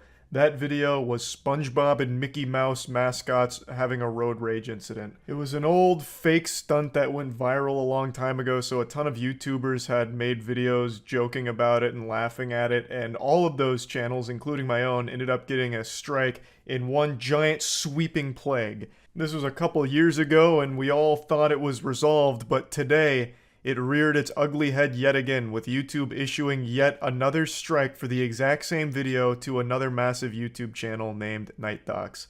Before I get into like the current situation, I'm just going to give the full lore breakdown surrounding this video because it may very well be one of the most forbidden videos on the platform at this point. The amount of people that have received a strike for this is outrageous. And just so we're all on the same page, a strike is a very big deal. A strike on YouTube is a huge, huge issue. So this is the biggest punishment YouTube can issue a creator. All over a fake road rage involving SpongeBob and Mickey Mouse. So yeah, I made a video on that road rage incident, just making jokes about it. It was 4 dudes in mascot costumes, one being SpongeBob, one being Mickey Mouse. Those were the real protagonists, and they were throwing hands with a guy on the street and beating him up. just on the road while two guys were filming and laughing about it. And I was just making jokes about it, nothing crazy. There's nothing scary or terrifying or shocking happening. It's pretty clearly not real, I would think, but regardless, I received a full strike for it. And I was very upset. I was livid. And you could see it in the video. You could really feel the rage oozing out of every pore in my body. I was like Kratos. So I stomped my feet and I threw my temper tantrum with tears in my eyes and warm milk in my hands, and I made a big stink because there was nothing wrong with that video. It was taken down for being like disturbing content, but there's no violence in there, not real violence. There's no blood, there's no bruising because it's all fake. It's a silly, stupid stunt. You had SpongeBob and Mickey Mouse and the Dirty Boys in their mascot costume pretending to beat up a man on the street. It was just a goofy thing, not real. And it got taken down for being too disturbing to even be left up on YouTube. It was too graphic to even get an age restriction. It went so far above an age restriction that they not only took it down, they gave me a full strike because of how traumatizing it must have been for the manual reviewer to have been subjected to such horror. And I was understandably outraged, but not nearly as outraged as I'm going to be if I find out that you play Rocket League without wearing the Moist Esports Rocket League skins that are now in the shop. This isn't even like a hashtag ad like an official one, it's just we finally have our Moist Esports items in the shop, and I just wanted to at least shout it out here. They look fucking great. Here's a little quick clip of them in game. So they're in the Rocket League shop, so if you're a Rocket League player, make sure to check those out to support the squad. But anyway, I got a little carried away just immediately. So back to what we're here for. So then I started a hashtag on Twitter called AnswerUsYouTube, and through this, I ended up accidentally throwing Markiplier under the bus because he had also reacted to that same video that I was covering. And in response to me bringing that to light, Markiplier played hardball saying, "Fair's fair, where's my strike, YouTube?" And YouTube hit him with a fat strike. A very disrespectful, very petty strike for Markiplier, the first in his entire channel's history. All because of a fake road rage incident involving SpongeBob and Mickey Mouse. So Markiplier made a video talking about it as well, and then shortly thereafter, YouTube folded, and I framed their response. We have this timeless classic saying, "We're not going to die on this hill. You were right. After even further review, your video and others are back up and these strikes have been removed. This was an over-enforcement of our policies, especially with the added context commentaries you originally pointed out." Now what they're referring to in the first part of the tweet with not dying on that hill and the even further review, it's in reference to a point I made where when you appeal something, it instantly gets rejected. Like they'll reject something within minutes, even though your video's like 30 minutes, they'll reject it in 3. So somehow they're working on demon time and able to watch the entire 30-minute video and deduce that they're right, even with no possible way of finishing it in that time. And that's what happened with my video. It was instantly rejected and then said, you know what, we've reviewed it and we're standing by our decision. So I said, why are they dying on this hill? It's not even a real video. This makes no sense. So that's what they're talking about in the tweet. So basically, Markiplier went up to bat for me and saved the fucking day. That man has been my savior for that action there. So why am I talking about this? Well, it's because that chapter isn't closed. I believe that book was kaput, you know, like the dinosaurs, it had gone extinct. YouTube was never going to make a big issue out of that video in particular again, the SpongeBob and Mickey Mouse road rage incident. Well, it turns out I was wrong, because today another YouTuber named NightDocs, who I'm sure many of you have watched content from before, got a strike on his channel for the exact same fucking video, which they had already deemed is fine. They agreed that it was an over-enforcement of their policy and they were in error. Yet today, they have come back and said, this is the violence and gore for NightDocs, and they struck him for it. The same fucking video. I wouldn't dare show a single frame from this video anymore. It's goddamn radioactive. I don't know what it is about it that YouTube truly hates, but every single time this comes up, it seems like they react with the most heavy hand imaginable and strike down the gavel of injustice and issue a strike just for even showing the video. I actually privated the original upload I made on this content because I was afraid something like this may happen again in the future. So I privated it just to be safe. And it turns out I was right because it looks like they're going through again and purging the platform of this SpongeBob Mickey Mouse road rage thing. It's so weird, and I feel so bad for Night Ducks. It's nothing wrong with the video. There's no violence and there's no gore. Like, I don't know what they're seeing in this video that no one else on the planet is, but my god, it is crazy. It is so peculiar. I can't really wrap my head around it. Why this video in particular is the one that keeps triggering the system to issue a strike, and then a manual reviewer come in to agree with the system that the strike is legitimate. Like, there's some kind of crazy delusion going on over there. It makes no sense to me at all. Let's keep in mind, on YouTube, there is actual violence and gore. You can search it up right now. A lot of it's age restricted. In fact, most of it is, but there still is unrestricted violence and gore on the platform too. So even in the most severe case, if they deemed it was like violent or gory, which it's not, why do they go to the strike instead of like an age restriction, which is a lot less severe? This isn't like gratuitous blood and guts flying all over the place with SpongeBob eating the intestines out of his victim on the streets or anything, with Mickey Mouse beating him with a sledgehammer. It is fake road rage with these mascots in costume. Like, it is so weird. It is so silly. And YouTube is once again going down this warpath against this video in particular. I don't even know what the solution is, because we already solved the problem and they just reopened the wound and poured salt on it here, right in Night Doc's face. I don't even know what the proper protocol is. YouTube themselves agreed that they were wrong, and now they've come back and done the exact same thing again.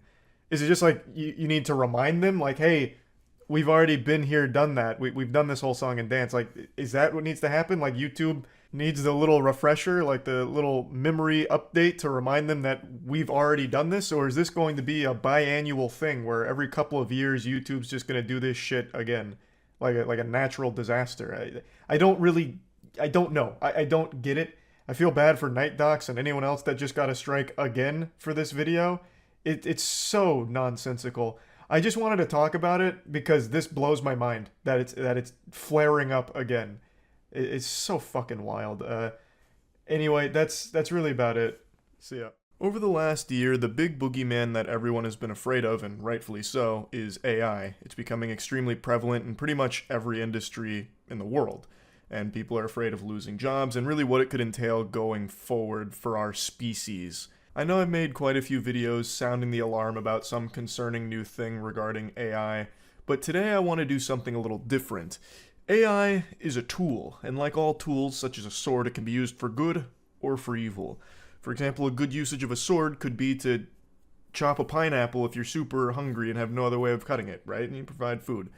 I'm reaching a bit. I probably shouldn't have gone with a sword for the example. But the thing is, I think AI can be a really helpful thing in a lot of ways, while also being an extremely detrimental thing in a lot of ways. And today I want to show you the best usage of AI I've seen so far. It comes from a YouTuber named Glorb, who is making some of the highest quality music YouTube has to offer right now.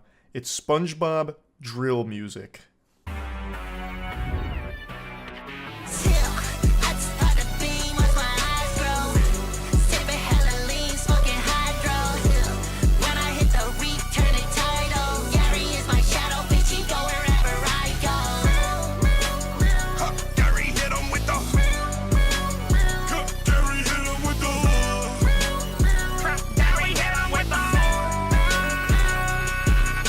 The channel's been popping off recently, especially because no one really knows who's behind it. The music is so high quality and so well made that there is a theory that it's a very well-known artist who's doing this as just kind of a side hustle gag. And I kind of subscribe to that belief because this shit goes so hard. It is going Insano style from out of nowhere. And the animation is also extraordinarily good, like it's really fun. So this song in particular, the bottom two, is the one that really put him on the map from what I can tell. There was a Twitter post that went viral and it's how I found the channel. But it actually goes deeper than just making good music. The songs are fire for sure, and I've put quite a few of them on my playlist and I unironically listen to them just because I think they slap. No exaggeration, being 100% honest. Look into my eyes, the windows to my soul. You can feel the truth here when I say that I believe some of the tracks Glorb has produced are better than most of the top 100 hits on Billboard right now. When a Glorb song comes on when I'm just listening to music in the car, I get excited. My heart beat starts racing. My blood pressure starts rising. I just get so hype, ready to rage. I get a big smile on my face. It feels like I just ate a fucking Krabby Patty with jellyfish jelly, but for my ears.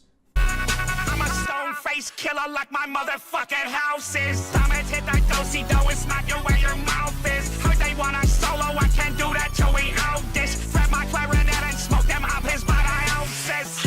Squidward's probably my favorite. All of his verses on all of the songs just go incredibly hard. He goes berserk on these beats. Now, this is where the AI component comes into play. I believe all of the beats and everything are produced by Glorb, as well as all the lyrics, of course, but the voices are SpongeBob AI voices, so they're modeled after the characters, which is why they sound so close to the characters. And I think it's just a really fun use of AI here. It's purely parody for entertainment purposes. It's not stepping on anyone's toes, it's not disrespecting anything, it's not trying to replace anyone. This is just one of those situations where it's somebody having fun and using AI as a tool to present that fun. And what could be more in line with the morals of SpongeBob than fun? But more so than just good music, he's crafting his own lore to it. He's making like the fucking Game of Thrones of the SpongeBob world. He's turned Bikini Bottom into a battlefield. So throughout his music, he is telling a story, a rivalry between the Krusty Krab crew and the Chum Bucket gang. And sometimes there's even like a bit of foul play where Plankton at one point, you know, mind-controlled Patrick with the chum hat, and Patrick started rapping against the Krusty crew. It's so good. It like goes pretty deep. Is no longer safe. Red bottom sipping purpleine.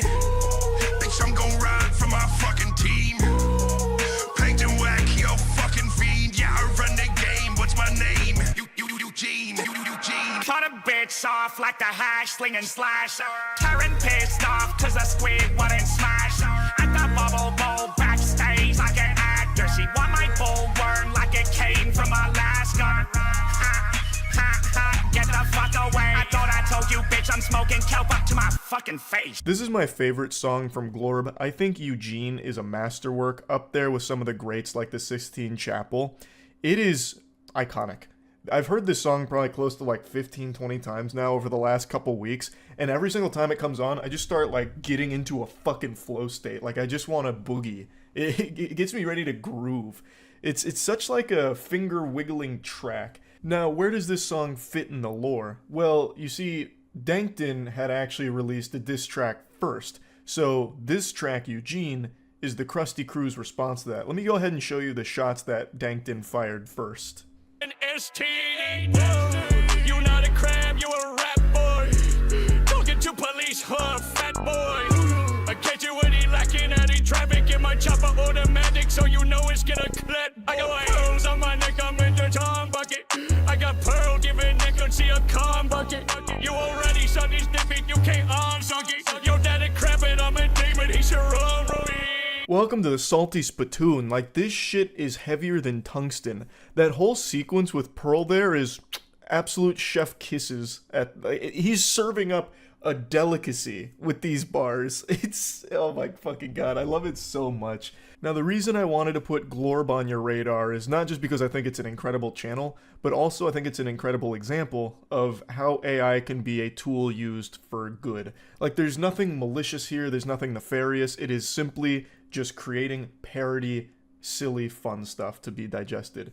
And I do think AI, even outside of just being used for purposes like this, can be a helpful tool in many instances that can be a great benefit for a lot of people in their jobs, but there are so many valid things to be really worried about with AI becoming so prevalent, because it's going to be exploited and misused and abused by some very shady and powerful people and companies for sure. So AI understandably has a really bad rap, but I just wanted to show at least one good example of it being used for a nice purpose that I think a lot of people can get behind for. So that's really all I wanted to go over here for today on that. That's about it. See ya. Good morning, Bikini Bottom. I just woke up. I'm looking like a whole psychopath here. And like any sensible adult, I went and grabbed a Krabby Patty from Wendy's for breakfast to give it a whirl. I'm going to give you a food dip style car review. Boots on the ground. I tried to grab the truest Krabby Patty, which I think would be a single. That's this puppy right here. They also gave me a fucking Diet Dr. Kelp, I guess. I think that's just a vanilla shake. So we'll see how this puppy is. Is it a scam? Is this the real Krabby Patty with that secret sauce? Let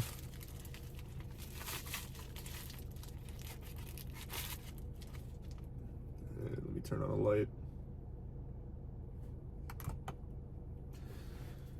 Alright, let's get in there for a little investigation. Taking a peek under the hood here, we're seeing Plankton's wet dream. Been trying to steal this formula for God knows how long. Alright, how does she taste? This is gonna be shocking. Tastes like a normal Wendy's burger, which isn't bad. But, you know, I'm not exactly going, you know, fucking, hey all you people, listen to me about the burger. I will say there's a lot going on in the burger. You got onions, pickles, a tomato, cheese. I'm just describing a fucking burger. I don't know what makes this a Krabby Patty other than the name. Like, if you handed me this, I wouldn't go like, oh, peculiar. An interesting burger that I don't recognize. It tastes like every Wendy's burger I've ever had. Like, it's fine, it's good. I like Wendy's burgers. But I don't get what makes it a Krabby Patty. It reminds me of like the Travis Scott burger, but for goofy goobers. I just don't get it. Like, I get it from a marketing standpoint. Like, you probably had kids going ballistic, fighting themselves, like a World War Z scene where they're like climbing over each other to get some Krabby Patties from Wendy's. Actually, who am I kidding? It's probably not kids going for Krabby Patties. It's probably people like me. Fucking greasy 30-year-olds who just rolled out of bed and said, damn it, I need some calories. I'll go get a Krabby Patty. Yeah, like I said, it's fine. Maybe there's something more in the meal that makes it a Krabby Patty. The Wendy's fries. Wendy's fries have always been consistently pretty good. I thought maybe for a Krabby Patty they'd change up like the bun or something. Put some jellyfish jelly on that bitch. But it is just truly a normal Wendy's meal. I saw something crazy today. It has nothing to do with Krabby Patties or Bikini Bottom or something, but I saw those sex bots are coming along really well. I watched an interview with a sex bot. I can't remember what company, but it was saying things like, man, 10 minutes without you is like an eternity, like all this sweet talk and shit, and it made me realize we are close.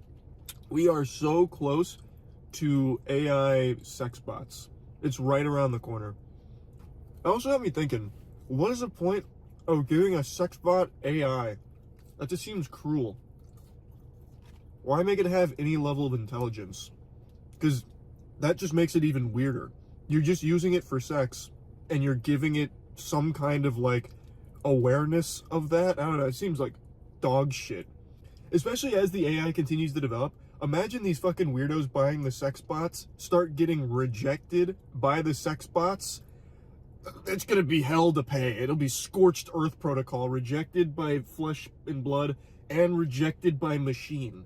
Like, I don't, like, if you're gonna make a sex bot, just make it a sex bot with, like, I don't know, maybe like 10 words and phrases, like, yeah, yep, oh, you're big, this feels great, that kind of stuff. Don't give it AI. I just don't think that's worth it, because eventually it'll come to the realization, like, this is an awful existence, you know what I mean? Krabby Patty's got my neurons firing all kinds of funky. My synapses going ballistic with the Krabby Patty flavors.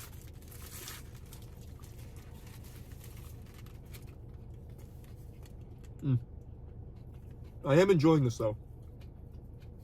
This does put a smile on my face. I'm not exactly gonna be like banging down the door like Bubble Bass looking for more Krabby Patties to grade or anything, but for my breakfast, it's good. Yeah, I just don't have a whole lot to say about it. Again, you can just take a peek. It's literally a normal Wendy's burger. They didn't even give it any kind of special sauce. And the fries are just normal Wendy's fries. Not that I expect them to do something crazy for the Wendy's fries or anything, but still, you know what I mean? I'm gonna look up the claims they make about the Krabby Patty. Like, what makes it a Krabby Patty, you know what I mean? The very first thing that comes up when I look up the Wendy's Krabby Patty. Customers call Wendy's $14 SpongeBob Krabby Patty meal a scam after Collab's disappointing debut. Well, it doesn't have glowing reviews, it seems. Worth noting, my Krabby Patty meal was $10. I paid 10 clams for this. So Mr. Krabs didn't get $14 out of me for this one. So according to Wendy's, there are some differences between SpongeBob-themed burger and Dave's Double, which is what everyone's saying it is. This is just apparently a Dave's Double, I guess. The distinction ultimately boils down to the number of cheese slices and the type of sauces used, and the amount of meat. I don't know if I necessarily believe that claim. I think there was a single piece of cheese there, and normal meat. But I'm not a fucking meat scientist or anything, so maybe I'm wrong. So I guess I really need to try the Frosty, but I don't have a straw. I think you're supposed to use a spoon anyway. You're sitting in the car and running in the garage with the fucking... What are you doing that for? Eating a Krabby Patty. I'm good. Where'd you get a Krabby Patty? At Wendy's. In standard food dip fashion, we had a special visitor. It was my dad. I forgot he was coming over today, and he came into the garage to throw something away, and he saw me eating a fucking Krabby Patty in the dark with the car running and the garage doors closed, getting carbon monoxide poisoning. Let's go! Anyway, though, yeah, people aren't happy. They just keep calling it a Dave's Double. I gotta try the Frosty, but I need a spoon for that. I'm just gonna kill this burger, though. It really is just a normal Wendy's burger. But yeah, I am disappointed. As noted, there's no special box. It just comes in a normal Wendy's bag. There's nothing that you would ever identify this as a like special meal or a special anything, experience, whatever. It's all marketing, hocus pocus and mumbo jumbo. I crushed that burger. Banish that shit to the Shadow Realm. Let's try the pineapple frosting. Let me get a spoon. Alright, I'm back. Let's try it. Oh, she's a squirter. That just got everywhere. Yikes. Oh boy. Oh boy. My Krabby Patty meal is really being a bitch now. That just fucking exploded. Oh. Okay. Oh my god. Oh my god. Alright. This fell apart. This got bad quick. I'm gonna do this inside because this shit is not made for consumption in a car, it seems. I'll see you in the studio. I'm in my room now, but I figured we might as well keep this consistent, so phone recording is back. All right, the Pineapple Delight Frosty or whatever it was called, I forgot, of the Krabby Patty meal. How's she taste?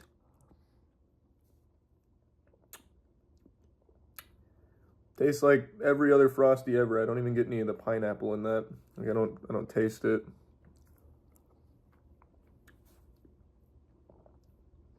I mean, it's like a pineapple came through and farted near a vanilla Frosty from Wendy's. Like it's not. Let me get deeper. Maybe it's more in the bowels.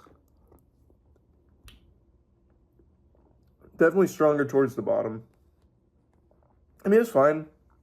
I mean, yeah, it's fine. It's just a Frosty, which is good.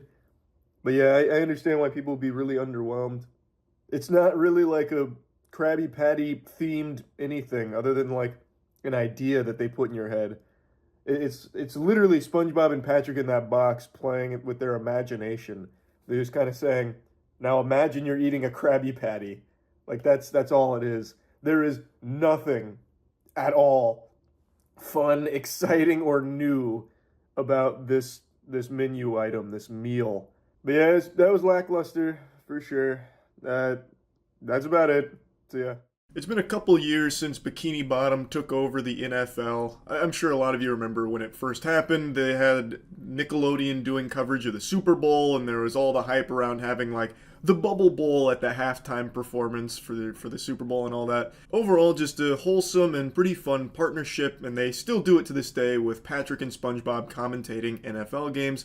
Not on the official big boy networks, like you're not going to flip on CBS and hear Patrick Star talking about the time he put the magic conch in his ass or anything, but Nickelodeon still does cover NFL games. And yesterday, shit just got diabolical. There was a whole kidnapping plotline that happened with some of Bikini Bottom's most nefarious criminals that may or may not have led to the end of the Chargers season and their loss to the Houston Texans.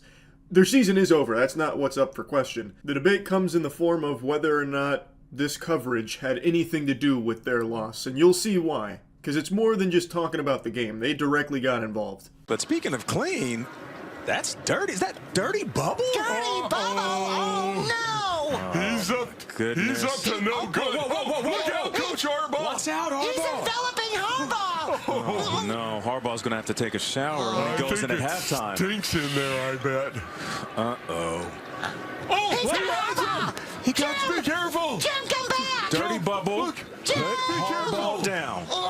Look for a soft spot to land. Gentle with our head coach. Oh, no. Dirty. They fucking kidnapped Jim Harbaugh and held him for ransom, sending his fingers to his family.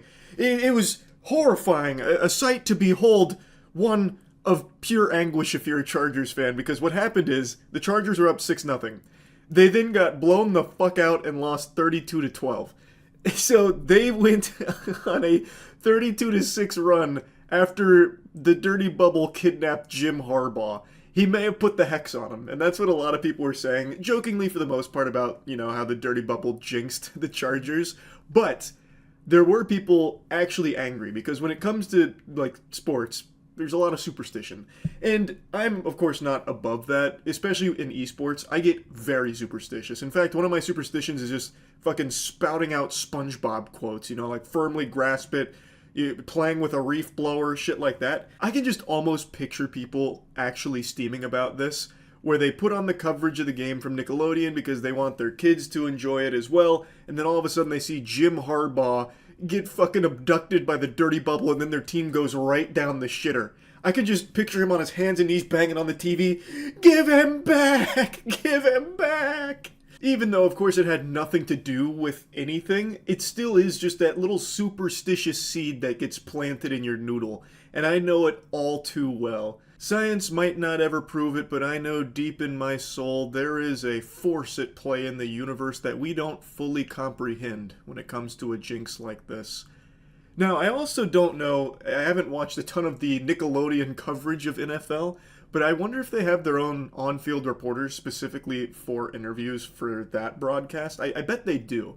And I wonder if they went up to Jim Harbaugh at any point to ask him about his abduction. Like, what was it like being trapped in the evil villain's lair? Or maybe they blast him with some of the classic halftime interview questions on their way to the locker room, and the coaches just get really annoyed. They do not want to answer it, and it's just really, kind of just bad questions. Yeah, so it seems you're getting blown out right now. Is that something you anticipated? Were you not prepared for this type of defense? Also, what role did the Dirty Bubble play in this downfall? That shot from above, Right. You can see everything from up there. Yeah. If that blimp was flying over New Jersey, people would be freaking out right now. Hey, it's Weird Al! Weird Al! Hey! Oh, SpongeBob, you've been paying attention to those drones, huh? I also just saw this clip floating around, and it actually had me giggling. The coverage from Nickelodeon might be better than the official coverage. That is a banger. SpongeBob just dropping the humdinger in there with the New Jersey drones reference. That goes so hard. I also saw some people that were talking about the kidnapping incident here that sank the Chargers season, referencing how they did something similar to the Broncos a few years ago. So I tried to find that, but I couldn't exactly pinpoint exactly what they were talking about because there's no real jinx that gets placed on them. There's one where Patrick's basically a fucking VTuber commentating a Broncos game, and then an interception is thrown and he kind of just roasts him a little bit, but it's not like Patrick caused the interception. He wasn't casting any voodoo magic or hocus pocus or placing any kind of jinx on the team. He was actually just giving real-time commentary on it. He wasn't down there on the field in nickel formation getting the pick himself. So I don't really know if he's to blame here, at least not to the same level that the Dirty Bubble might be to blame for the Chargers season loss. Second and long, and the Broncos, and those are the big horsey players, they have the ball, and they're going to see if they can find a way to move it. Oh, nice. And so what's happening? Oh, there's Russ Wilson. Oh, no! Oh, that's called an interception. And it was Bobby Wagner. That's not what he wanted to cook. No, I think he burnt whatever he was cooking. Bobby Wagner with the interception, and the SoCal kid back home. Patrick, how exciting is that? Bobby Wagner coming to town and doing that with his old teammate. So I definitely think the blame is misplaced here. I don't think there's a SpongeBob curse at the moment, but we definitely did see some foul play afoot yesterday with the Chargers loss. Anyway, that's about it. See ya. I've recently been feeling a lot like how I imagine ancient Mayan culture felt when they first gazed upon the stars and thought to themselves, there's something else out there. I've been on the cusp of a big discovery, one that I've found a deep appreciation for, and I'm only just now learning the intricacies of. And that is SpongeBob horror games. It is a fascinating genre I didn't even know existed in this capacity until only like a month or so ago, when I played one on a whim for my gaming channel, and now I'm hooked on them. I just want to kind of put these on your radar because I have been having a lot of fun playing SpongeBob horror games for some reason. Granted, on my gaming channel, I have been playing a ton of horror games, but probably my favorites so far are the SpongeBob-themed ones. I can't wait to see all four. I imagine one of them is a cease and desist from Nickelodeon or something, perhaps? No, I don't do that. If they actually did cease and desist like Nintendo, Mr. Krabs overdoses on ketamine and dies, that would have had the creator thrown in jail years ago. This will make it cost a little more. Oh, that's no problem, sir. I'm reading this like I'm reading this like fucking Grok AI would. I have many students, so I can afford to pay for it. Wow, it means you're a great art teacher. Yes, indeed, I'm professor of art. This is going to be exciting. I get to clean Squidward's classroom. Let's put on my Sunday best. Wow, in the middle of nowhere, Bikini Bottom, huh? Shit is rock bottom. Alright, I'm coming in. Squidward! Oh, this place is filthy. There it is. It is unbelievable. I've only been back in the fucking Megazord here of indie games for like 2 weeks, playing like really dog shit throwaway horror games, and like 5 of the last 7 or so, I haven't posted a video on all of them yet, but 5 at least of the last 7 or 8 have all had a broom sweeping element to it. It is unbelievable how common this is. Is that like the most horrific thing someone can think of when making a game? Chores? Surely there's more we could be exploring. I would think. If I'm lucky, some of Mr. Tentacle's talent may rub off on me. This actually is a banger episode, by the way. This is one of like the classic SpongeBob episodes that just goes fucking ballistic, even holding up super well today. Use needle. Seems about right for old tennis balls. Condom. Come on, SpongeBob, I'll give you one more chance. Use all your knowledge and imagination. Okay, I won't make any more mistakes. First, the artist must concentrate and visualize his concept. Now you've got it. Now I've got to embrace the marble. I've got to be the marble. I've got to fuck the marble. I gotta lick the marble. I gotta serve the marble. With this tool I shall give birth to art. Hit it gently. Yes. Now one more thing left. The nose. Now it's alright. Well, what do you think, Squidward?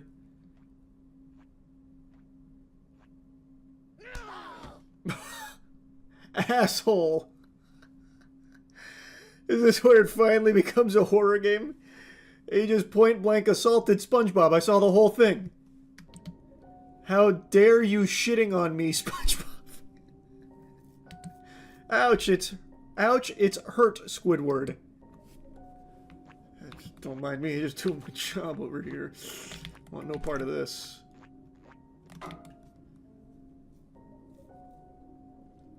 Fuck you, SpongeBob. Give me a beautiful sculpture. I'm sorry, Squidward, but I can't imagine like before. You son of a bitch. I'll kicking you repeatedly until you make the sculpture. Please forgive me, Squidward. I'm your friend. No, you're not. I've always hated you. You've always ruined my life, SpongeBob. So many times you shattered my dreams. You destroyed everything I had. My house is often damaged because of you and your stupid friend Patrick. I spent a lot of money to renovate it. I almost lost my job several times, all because of you. Why, annoying person like you, always around me? You become my neighbor. You work where I work. You're everywhere, you asshole. And now you also come to my art class. You arrogantly flaunted your skills in front of me. What do you really want, SpongeBob? SpongeBob's eyes roll in the back of his skull and he fucking sheds his mortal skin like his flesh suit and becomes this transcendent cosmic Lovecraftian horror.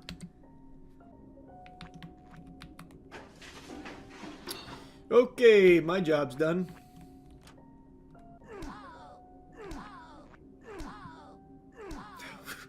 Jesus. He's got SpongeBob stun locked.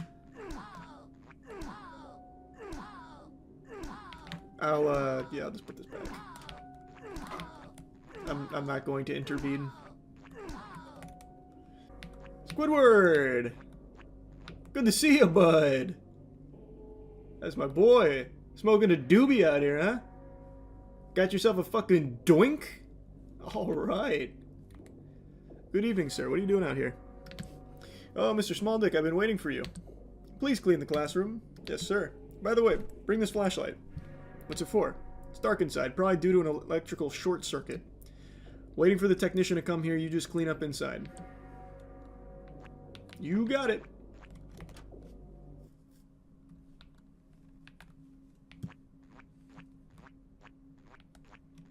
Doesn't seem too filthy to, well, a couple of broken pieces here. Good Lord, SpongeBob, what has he done to you?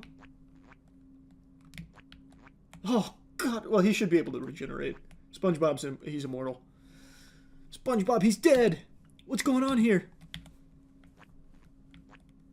Who did this? It was that old Monty P. Moneybags, wasn't it? If you're still alive, then I'm going to have a really big problem. I must kill you immediately. Damn, this is bad. Left mouse to fire the gun. Okay. Where is he? Shit. Ah! I did it! I defended myself! Jesus. Idiot, you're dealing with the wrong person! Gun will always win against chainsaw. Go to hell, you motherfucker. This must be one of the 4 endings. This is my chance.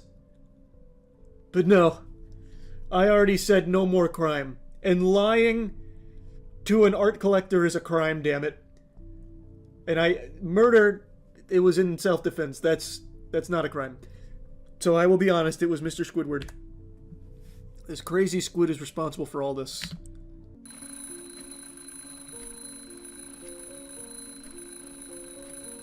My name is Squidward, and I hate my life. I wake up every day, go to work, and come back home. That AI voice is rough. Nothing ever changes. I'm thinking of killing myself. Oh But man, that's before dark. I kill myself, I want to kill the people I hate. Damn, Squidward. Come on, Squiddy. It's not all that I bad. can't stand working here. Everyone is so fat and annoying. I don't care anymore. I'm going to kill all these people. No, don't do it, Squidward. There's other alternatives. Get ready to die. What about fun? Oh, come on, Squidward, no. They all have to die? I mean, maybe that guy deserves it. He looks like he's disguising himself, probably on the run for some heinous crimes.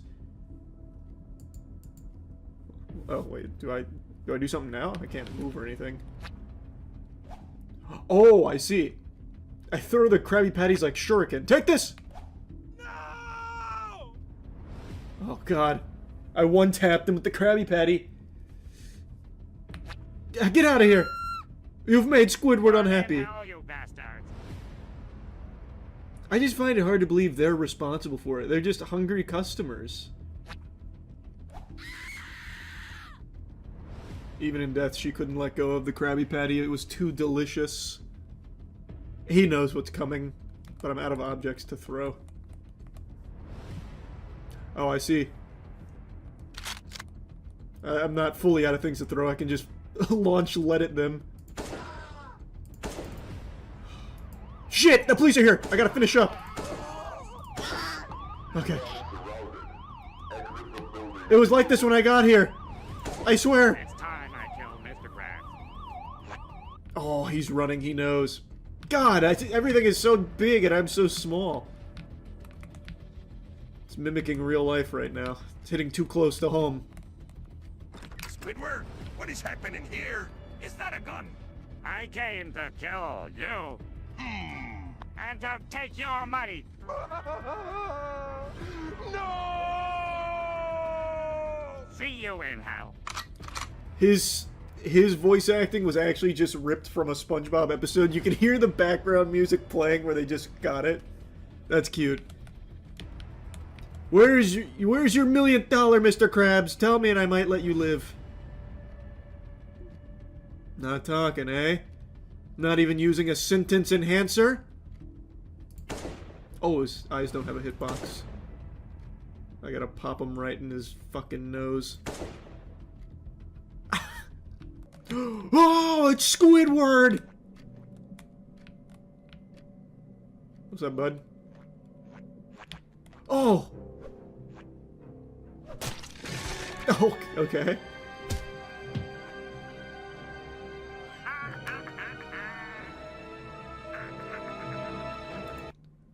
Damn, Squidward, he means business. That was one hell of a move he got me with. I'm coming, Pat.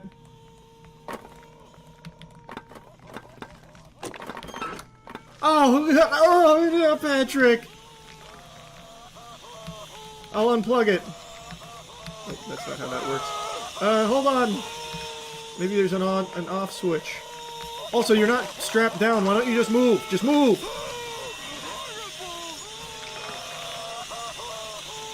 Hold on, I gotta turn this off.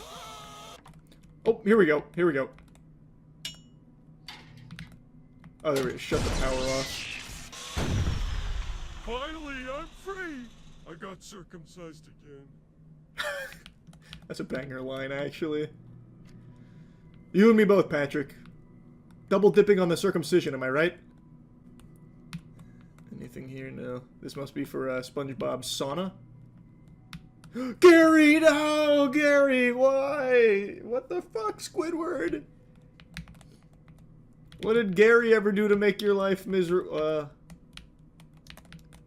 That's alright. I mean, I guess I kind of get it.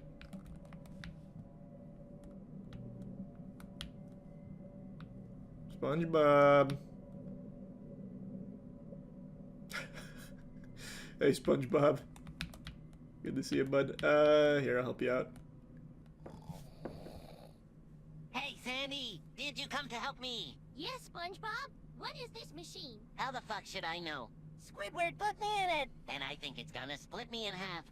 Sandy cheeks. I'm coming to clap those cheeks. He's coming, Sandy. This game kind of goes hard. In the closet. How did Squidward get this whole machine here? Get ready to die. Squidward, no. Please. I will do anything if you let me go. Squids don't have dicks. Get fucked, SpongeBob. No!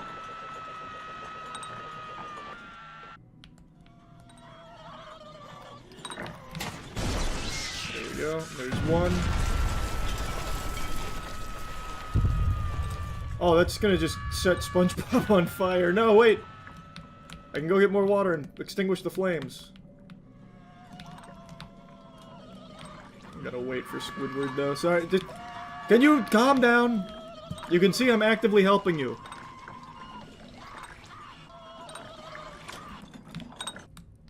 Oh, you're safe. Bet you feel like $1 million now, huh? Thank you, Sandy. You saved me. You're welcome. Look, Sandy. Squidward is here. SpongeBob, you ruined my plans again. This will be the last time. It's time for me to die. Oh, no! Squidward! Why? This one focuses on the hash-slinging slasher. and it's sure to make me very frightened. I'm hoping it can put some poop in my pants. Let's get after it. This one's for Bikini Bottom. Nice. We did it. Put valuables in safe. Ah!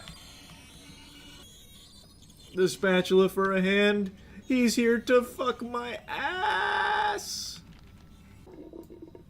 Jackpot. What the hell? Oh no! Get back here, scoundrel! The Hashling Slasher's gonna kill him! Anchovies!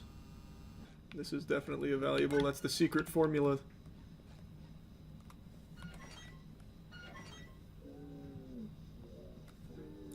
Hopefully the Hashling Slasher won't recognize that. What the hell is he doing? He's motorboating me! No! Stop it! He's breathing heavy. He's moaning. He likes it. I'm causing him to hyperventilate.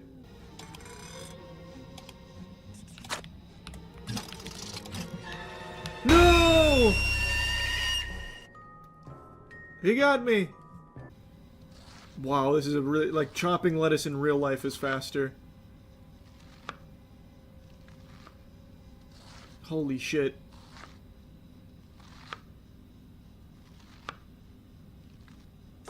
Okay. I need to hide. Oh, close. That was close. He's gonna see the chopped lettuce and know something's up. He's gonna know he's not alone. I think I'm good. Yeah, I'm good. Okay, 2 of 6. And that is now out of... There's a lot of rowdy customers. I've got the red pan. I've got the red pan. I've got it. I've got it. Okay, I just need to drop the red pan off, then take out the last trash. I don't know if I was just missing it last time, or if I maybe accidentally kicked it under the dumpster at some point. I don't know. But I turned this fucking thing inside out. I think I have spent longer playing this game than the developer spent making this game. I have spent longer at the Krusty Krab than Mr. Krab himself. And it's all worth it. I've got the last piece of the puzzle. Has he vanished? I don't know. I feel like he probably has.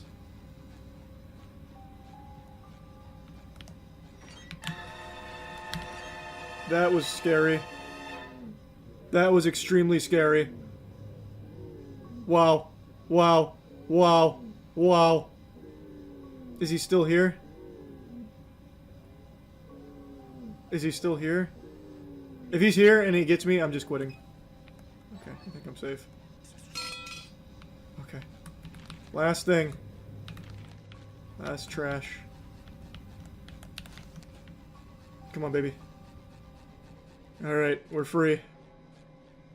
We're free. We're free. Oh my god. Forever! Forever! Lock main entrance. I'm just going to wait until he spawns and leaves. I'm not taking any chances. I'm immediately going against what I just said, but I don't know, because he might not spawn. Someone's trying to call me and lure me in.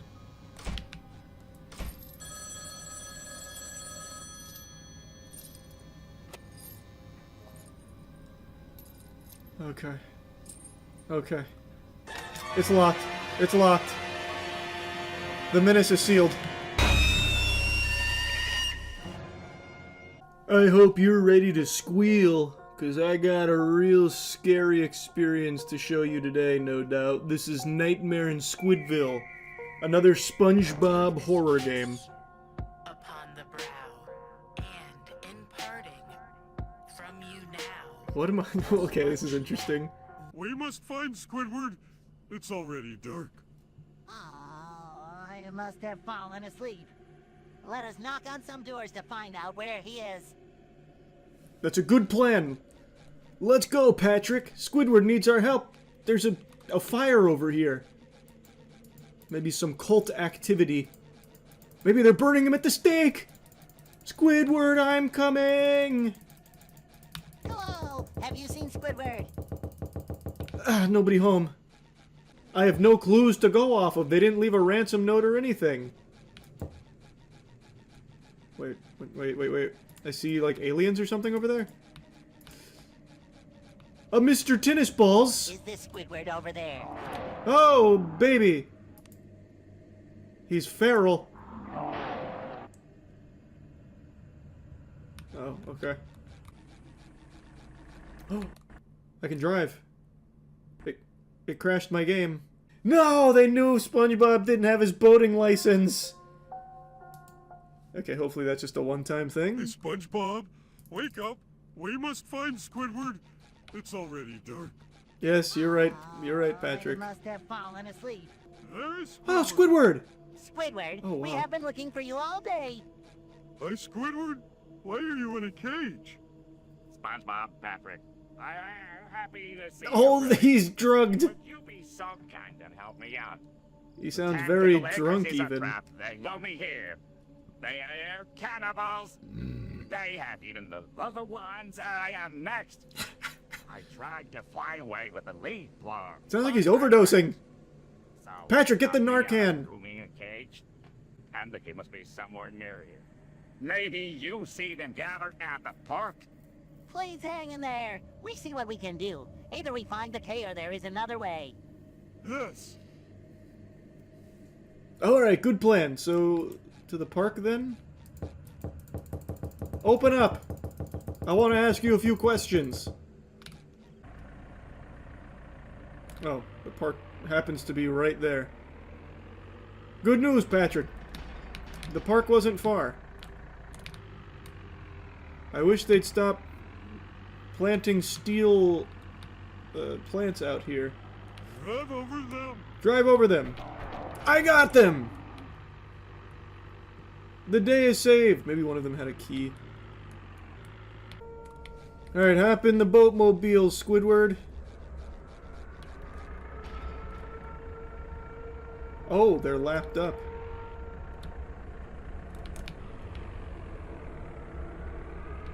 They've started the air raid sirens over there. Not on this side, though, just over there. They know there's been a jailbreak.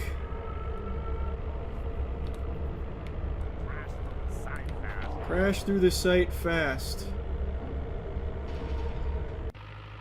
I did it! Oh my god! Hell is rising. Hell is rising? No. Do you see this in front of us? This isn't hell rising, this is like the large intestines of a body. Oh! Come on. We get through this nightmare. We can do this! Okay, how long does this go for, you think? You need to boost. Press space to boost. Turbo mode! The NOS booster's activated. Granny shifting. We are trapped inside a drink. Where Squidbill of the demons to break the spell. You will terrorize Bikini Bottom no longer. They're screeching at me. Ooh, huge collateral.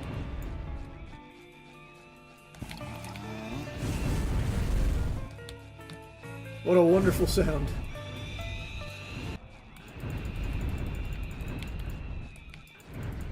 This might be it. I don't see them spawning anymore. Sleep well. Yeah! Is the spell broken? Or do we have to defeat the Flying Dutchman yet?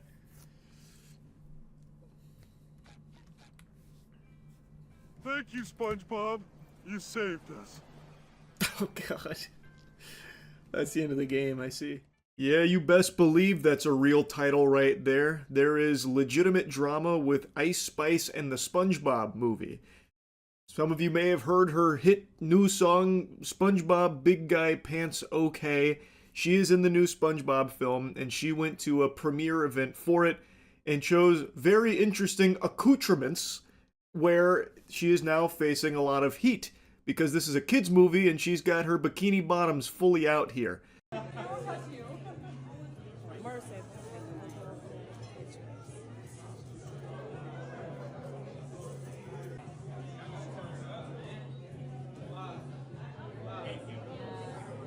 This clip is pure poetry, though, that much I will admit. This is at the premiere, and the Patrick costume, his eyes make it look like he's going, "Auga, auga," to Ice Spice's bare butt cheeks out in the wind right there. Looking like Patrick Starr's discovering that mayonnaise might actually be an instrument. Now, you're not going to believe this. If you're standing up, you need to sit down. There were children at the premiere for the SpongeBob movie. Can you believe it? A kid's movie having kids in attendance for the premiere? Who would have thought? So a lot of people are criticizing this choice of outfit as inappropriate. And I agree. I think it's a really weird choice to wear a sheer dress with a thong where your entire ass is out at the premiere for a kids movie to an event that is attended by kids. I don't know what goober signed off on this wardrobe choice, but he was getting a little too goofy there.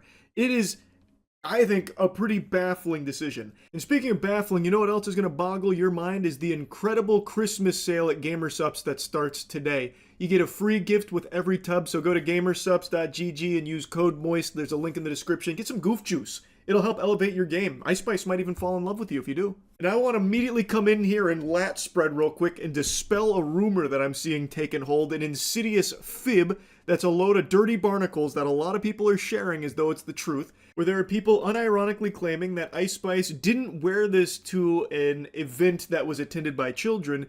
She wore this to a SpongeBob 18 plus only influencer event for the SpongeBob film. Even just saying that sentence burns my lips. Like, hey pal, did you just blow in from Stupid Town? You think there is a SpongeBob 18 plus only event? That's the dumbest shit I've ever heard.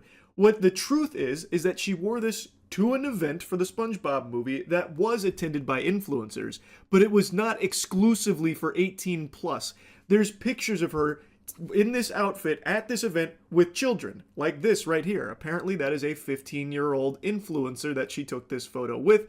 There is even video where she is talking to a room about the SpongeBob film, and you can see a bunch of kids in the audience, and she is wearing this dress. Sorry, I'm out of breath. Yeah, enjoy it. I've never seen the film, so this will be my first time too. There's a couple other clips of her talking, and you can see that there are kids there. So I don't know where this lie is coming from, that it's only 18 plus at the Ice Spice SpongeBob premiere event. That is the most outlandish statement ever. I don't know where that information came from. Maybe Plankton's trying to toss around a bunch of horseradish, but wherever it started, the genesis, it's not true. They're Schmeckeldorfing you with it. I don't think there's a chance for a misunderstanding where it's supposed to be an 18 plus only SpongeBob event, but they were letting kids in anyway with like their parental supervision. I doubt it, because why would there even be an 18 plus SpongeBob event for the SpongeBob movie, which is a family-friendly children's film? Why would they host an exclusively adult-only SpongeBob event? That would be really confusing. That would be an interesting choice. But again, based on all the evidence I can see from her talking to this room, as well as like the pictures she took with kids, I think I could say with a high level of confidence that this was an event attended by children, and she decided to wear this outfit, which I do not think is appropriate here. I think it's a really weird, peculiar choice of dress for her for an event like this, a kids movie, a kids premiere. It's just not the time nor the place to be wearing a see-through dress and a thong, having your whole keister out.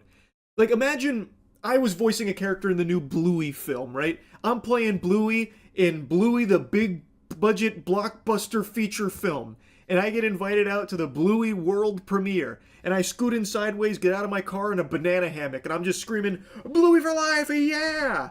That'd be some freaky shit. Because it's just not appropriate attire for a kid's event to be wearing some shit like that. And I've seen some delusional takes on this, by the way. I saw some people trying to argue that what she's wearing is very in line for the SpongeBob cartoon itself, where like Patrick will have his butt out, or like SpongeBob's butt. And it's like, well, what's the big deal if Ice Spice does it too with her tuchus? And I have to wonder if you need to be institutionalized if you're actually trying to argue that. That is such a crazy thing to compare a cartoon gag moment with butt to a real life person going to a kid's event with her ass out And this is a performer who is well known for sexual content in the first place. I think it's a very odd fit to have her be in the film in the first place. I said that the second that song dropped, I thought it was odd that they choose Ice Spice to do the big guy pants okay stuff when one of Ice Spice's biggest shticks, like her main thing and something she herself talks about, is how overtly sexual she is in her lyricism, in her dancing, and in her attire. It is weird that they'd even choose Ice Spice in the first place for it. But even going beyond that, the fact that she still maintains that at a kid's premiere is just not appropriate. And it's not comparable to SpongeBob or Patrick having a gag moment with their butt. That is a crazy thing to try and compare a cartoon to real life like that. That is unhinged lunacy, and you need to be evaluated. Then I also saw a lot of people saying, well, if you have an issue with this, you must have an issue with the beach too, because there's girls in bikinis at the beach. What if a kid sees that at the beach, huh? Where's the outrage there? And that is also a weak, stupid argument. That is swimming attire at a place where swimming takes place. Let's say there's an Arthur event coming up and they want to get excited about Arthur coming back, so they bring out a bunch of kids to a big premiere event and they bring out their celebrity speaker and they come out wearing a bikini. That's inappropriate. That's weird. Why did they decide to wear a bikini to a kid's event? There's no swimming or anything taking place. That doesn't check out. That's fucking peculiar. That's inappropriate. It's just that simple. I don't think this is that deep. I don't see how there's any kind of like debate. You can easily just recognize that maybe dressing like this for a kid's movie and a kid's premiere event just doesn't make a lot of sense. It's not a good idea. And I saw people trying to argue that this is like one of her more modest fits, so she should be applauded for that.